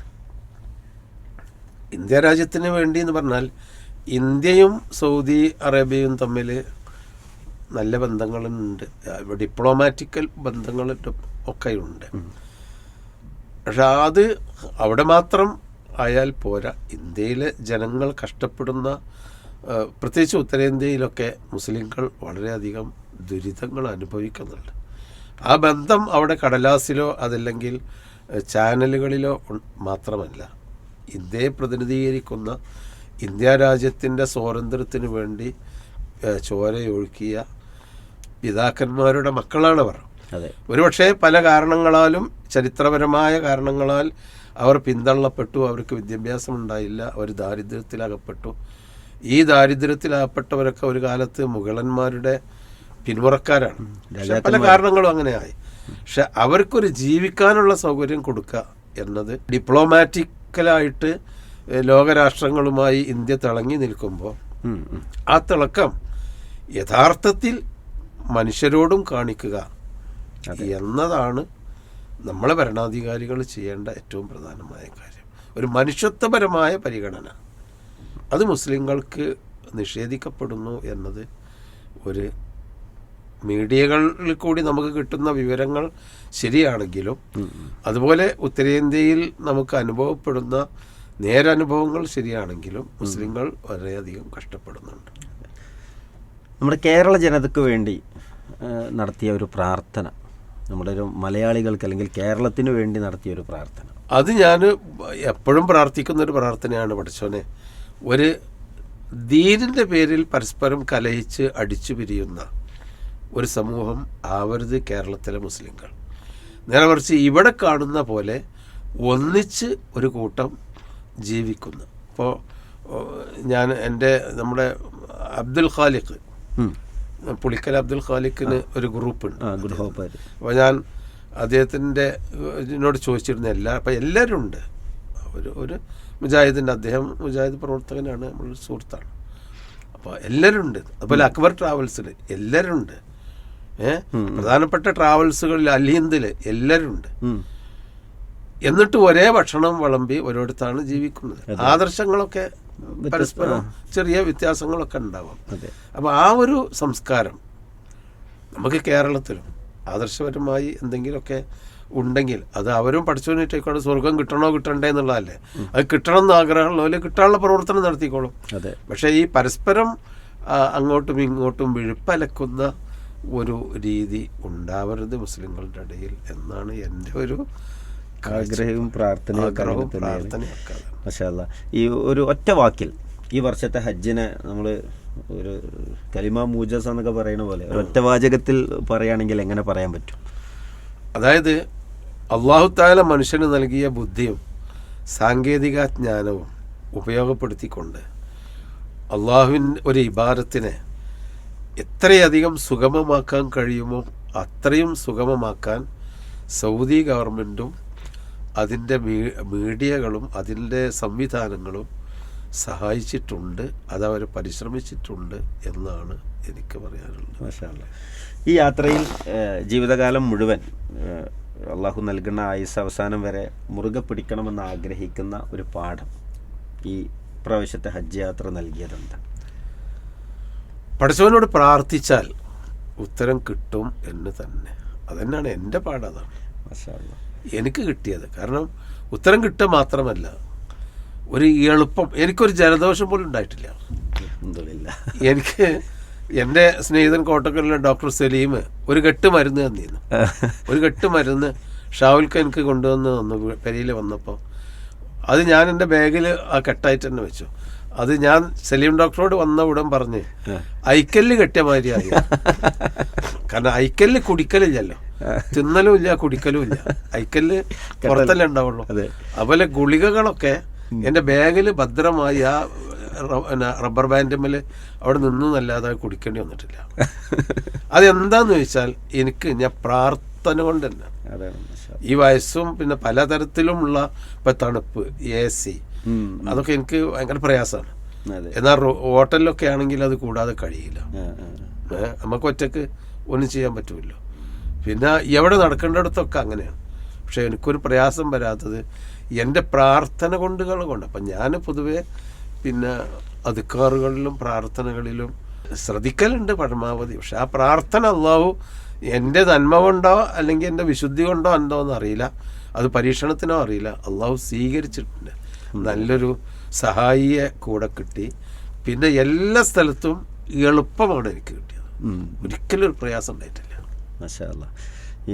ഈ പ്രാർത്ഥനയുടെ ഒരു ഗുണങ്ങൾ കേൾക്കുന്ന ശ്രോതാക്കളെ സംബന്ധിച്ചിടത്തോളം അവർക്ക് വേണ്ടി ഒരു പ്രാർത്ഥന ഈ സമയത്ത് കിട്ടിയാൽ അവർ ആഗ്രഹിക്കുന്നുണ്ടാവും. അപ്പോൾ നമ്മുടെ ശ്രോതാക്കൾക്ക് വേണ്ടി, മുസ്ലിം സമൂഹത്തിന്, ലോക മുസ്ലിങ്ങൾക്കൊക്കെ വേണ്ടിയുള്ളൊരു ഏറ്റവും നല്ലൊരു പ്രാർത്ഥന. അതിപ്പോൾ ഞാനെപ്പോഴും എൻ്റെ ക്ലാസ്സുകളൊക്കെ പറയുന്നൊരു പ്രാർത്ഥന എന്താ വെച്ചാൽ, അല്ലാഹുമ്മ അസ്ലിഹ് ലി ദീനി അല്ലദീ ഹുവ ഇസ്മത്തു അംരി. അള്ളാഹുവേ, എൻ്റെ എല്ലാ കാര്യങ്ങളുടെയും പിടിവള്ളി എൻ്റെ മതമാണ്. അപ്പം ആ മതം അത് അന്ധവിശ്വാസമില്ലാതെ, അതിൽ കാപ്പട്യമില്ലാതെ സത്യസന്ധമായി മതം അനുസരിച്ച് ജീവിക്കാൻ നന്നാക്കി തരണം. ഞാൻ പഠിച്ച മതം എനിക്ക് ഗുണകരമാക്കി തരണം. അസ്ലിഹ് ലി ദുനിയായ ലത്തി ഫിഹ മാഷി. ഇവിടെ ജീവിക്കുന്നത് ഈ ദുനിയാവിലാണ്. നമ്മുടെ ക്ലാസ്സും കോളേജും ജനങ്ങളും ബന്ധങ്ങളും പിന്നെ കൂട്ടും കുടുംബം. അപ്പോൾ ഈ ദുന്യാവും നല്ലൊരു ദുന്യാവാക്കണം. അതിനർത്ഥം വലിയ സമ്പന്നതയും ഭംഗി എന്നുള്ളതല്ല. എവിടെയും ഒരു മോശമാവാതെ മാന്യമായി സമാധാനവും സ്വസ്ഥത സമാധാനത്തോടു കൂടി ജീവിക്കാനുള്ളൊരു നല്ലൊരു കുടുംബജീവിതം, വീട്ടിലേക്ക് കയറി ചെല്ലുമ്പോൾ ഒരു സമാധാനം, അതൊക്കെ ഉണ്ടാക്കി തരണം. അസ്ലിഹ് ലി ആഖിറത്തി അല്ലത്തി ഇലയ്യ മഅദി. എല്ലാവർക്കും മടങ്ങിച്ചെല്ലാനുള്ളത് ആഖിറമാണ്, അതും നന്നാക്കി തരണം. വജ്അലിൽ ഹയാത്ത സിയാറത്തൻ ലി ഫീ കുല്ലി ഖൈർ. എത്ര കാലം ജീവിച്ചാലും നന്മ വർദ്ധിപ്പിക്കാനുള്ള അവസരമാക്കണം ജീവിതം. ജീവിതം ഒരിക്കലും താഴോട്ട് പോകരുത്. ജീവിതം വലിയ പുരോഗതി ഇല്ലെങ്കിലും സൽക്കർമ്മങ്ങൾ ചെയ്ത് ജീവിക്കാനുള്ള ജീവിതം ഒരു സുഭിക്ഷമാക്കണം സൽക്കർമ്മങ്ങൾ കൊണ്ട്. പിന്നെ വജഅലിൽ മൗത റാഹത്തല്ലി മിൻ കുല്ലി ശർ, മരണം എല്ലാവിധ ഷർറ് ഫിത്ന ഫസാദകളിൽ നിന്നുള്ള രക്ഷയാക്കണം. ഈ ഒരു പ്രാർത്ഥന നബി സല്ലല്ലാഹു അലൈഹി വസല്ലമയിൽ നിന്ന് സഹിയായി വന്ന പ്രാർത്ഥനയാണ്. ഇത് ആത്മാർത്ഥമായി പ്രാർത്ഥിക്കുകയാണെങ്കിൽ അത് കൺകണ്ട ഉത്തരം കിട്ടും എന്ന് ഞാൻ എൻ്റെ അനുഭവത്തിൽ നിന്ന് വിശ്വസിക്കുന്നു. അല്ലാഹു അഅലം. അതോടൊപ്പം ഇങ്ങനൊരു അവസരം തന്ന സൗദിയിലെ ഭരണാധികാരികൾ, അതുപോലെ തന്നെ അവിടെയുള്ള മറ്റാളുകൾ, അവർക്ക് വേണ്ടി ഒരു കലിമത്തു ശുക്ർ, എനിക്ക് തോന്നുന്നത് അത് അറബി തന്നെ ആയാൽ അത്രയും നന്നായിരുന്നു. അഖീറൻ ഫി ഹാദിഹിൽ മുൽതഖ അന അഷ്കുർ ലി ബഅദി ഇഖ്വാനി الذي ساعدني لهذه الفرصة الغالية ولرؤساء سفارة خادم الحرمين الشريفين لا أذكر أسماءهم، وهكذا لخادم الحرمين الشريفين للملك وزعماء رؤساء دولته وللشعب جميع المملكة العربية السعودية. أشكر الله وبعد ذلك أشكرهم وأدعو لهم أدام الله هذه المساعدة وهذه الشخصيات البارزة وهذه الملوك وأسرتهم وهذه الشعب المباركة ذخرا وفخرا للإسلام والأمة المسلمة وجمعنا الله في جناته النعيم. അമീൻ അമീൻ. ജസാക്കുമുല്ലാഹു ഖൈറ, ബാറക്കല്ലാഹു ഫീക്കും. ഒരു ഹജ്ജ് പുറപ്പെട്ട് അവിടെ എത്തി അതുമായി ബന്ധപ്പെട്ട എല്ലാ കാര്യങ്ങളും കഴിഞ്ഞ് തിരിച്ച് നാട്ടിലെത്തിയതുപോലെയുള്ള ഒരു യാത്ര, ഒരു ഹജ്ജ് യാത്ര നടത്താൻ യഥാർത്ഥത്തിൽ നമ്മുടെ ഈ ഒരു കൂടിയിരുത്തം കൊണ്ട് കഴിഞ്ഞു എന്നുള്ളതാണ്. അല്ലാഹു സുബ്ഹാനഹു വ തആല ബഹുമാനനായ കുഞ്ഞു മുഹമ്മദ് മദനി പറപ്പൂർ അവറുകൾക്ക് ഇനിയും ദീനീ രംഗത്ത് ധാരാളം സേവനങ്ങൾ ചെയ്യാനും ആഫിയത്തോടെ ആരോഗ്യത്തോടു കൂടെ തന്നെ ഇടപെടാനുമുള്ള തൗഫീക്ക് പ്രദാനം ചെയ്യട്ടെ എന്ന് പ്രാർത്ഥിക്കുകയാണ്. നമ്മെ ഇനിയും ഒരുപാട് കാലം ഈ ദീനിൻ്റെ രംഗത്ത് നേതൃത്വം നൽകാനും മാർഗനിർദ്ദേശങ്ങൾ നൽകാനുമുള്ള തൗഫീക്ക് അല്ലാഹു സുബ്ഹാനഹു വ തആല അദ്ദേഹത്തിന് പ്രദാനം ചെയ്യട്ടെ എന്ന് പ്രാർത്ഥിച്ചുകൊണ്ട് അതിഥിയായി പങ്കെടുത്തതിനോടുള്ള നന്ദിയും കടപ്പാടും രേഖപ്പെടുത്തി ഈ പ്രോഗ്രാം ഇവിടെ പൂർണ്ണമാവുകയാണ്. വാഖിർ ദഅവാന അനിൽ ഹംദുലില്ലാഹി റബ്ബിൽ ആലമീൻ. അസ്സലാമു അലൈക്കും വറഹ്മത്തുള്ളാഹി വബറകാതുഹു.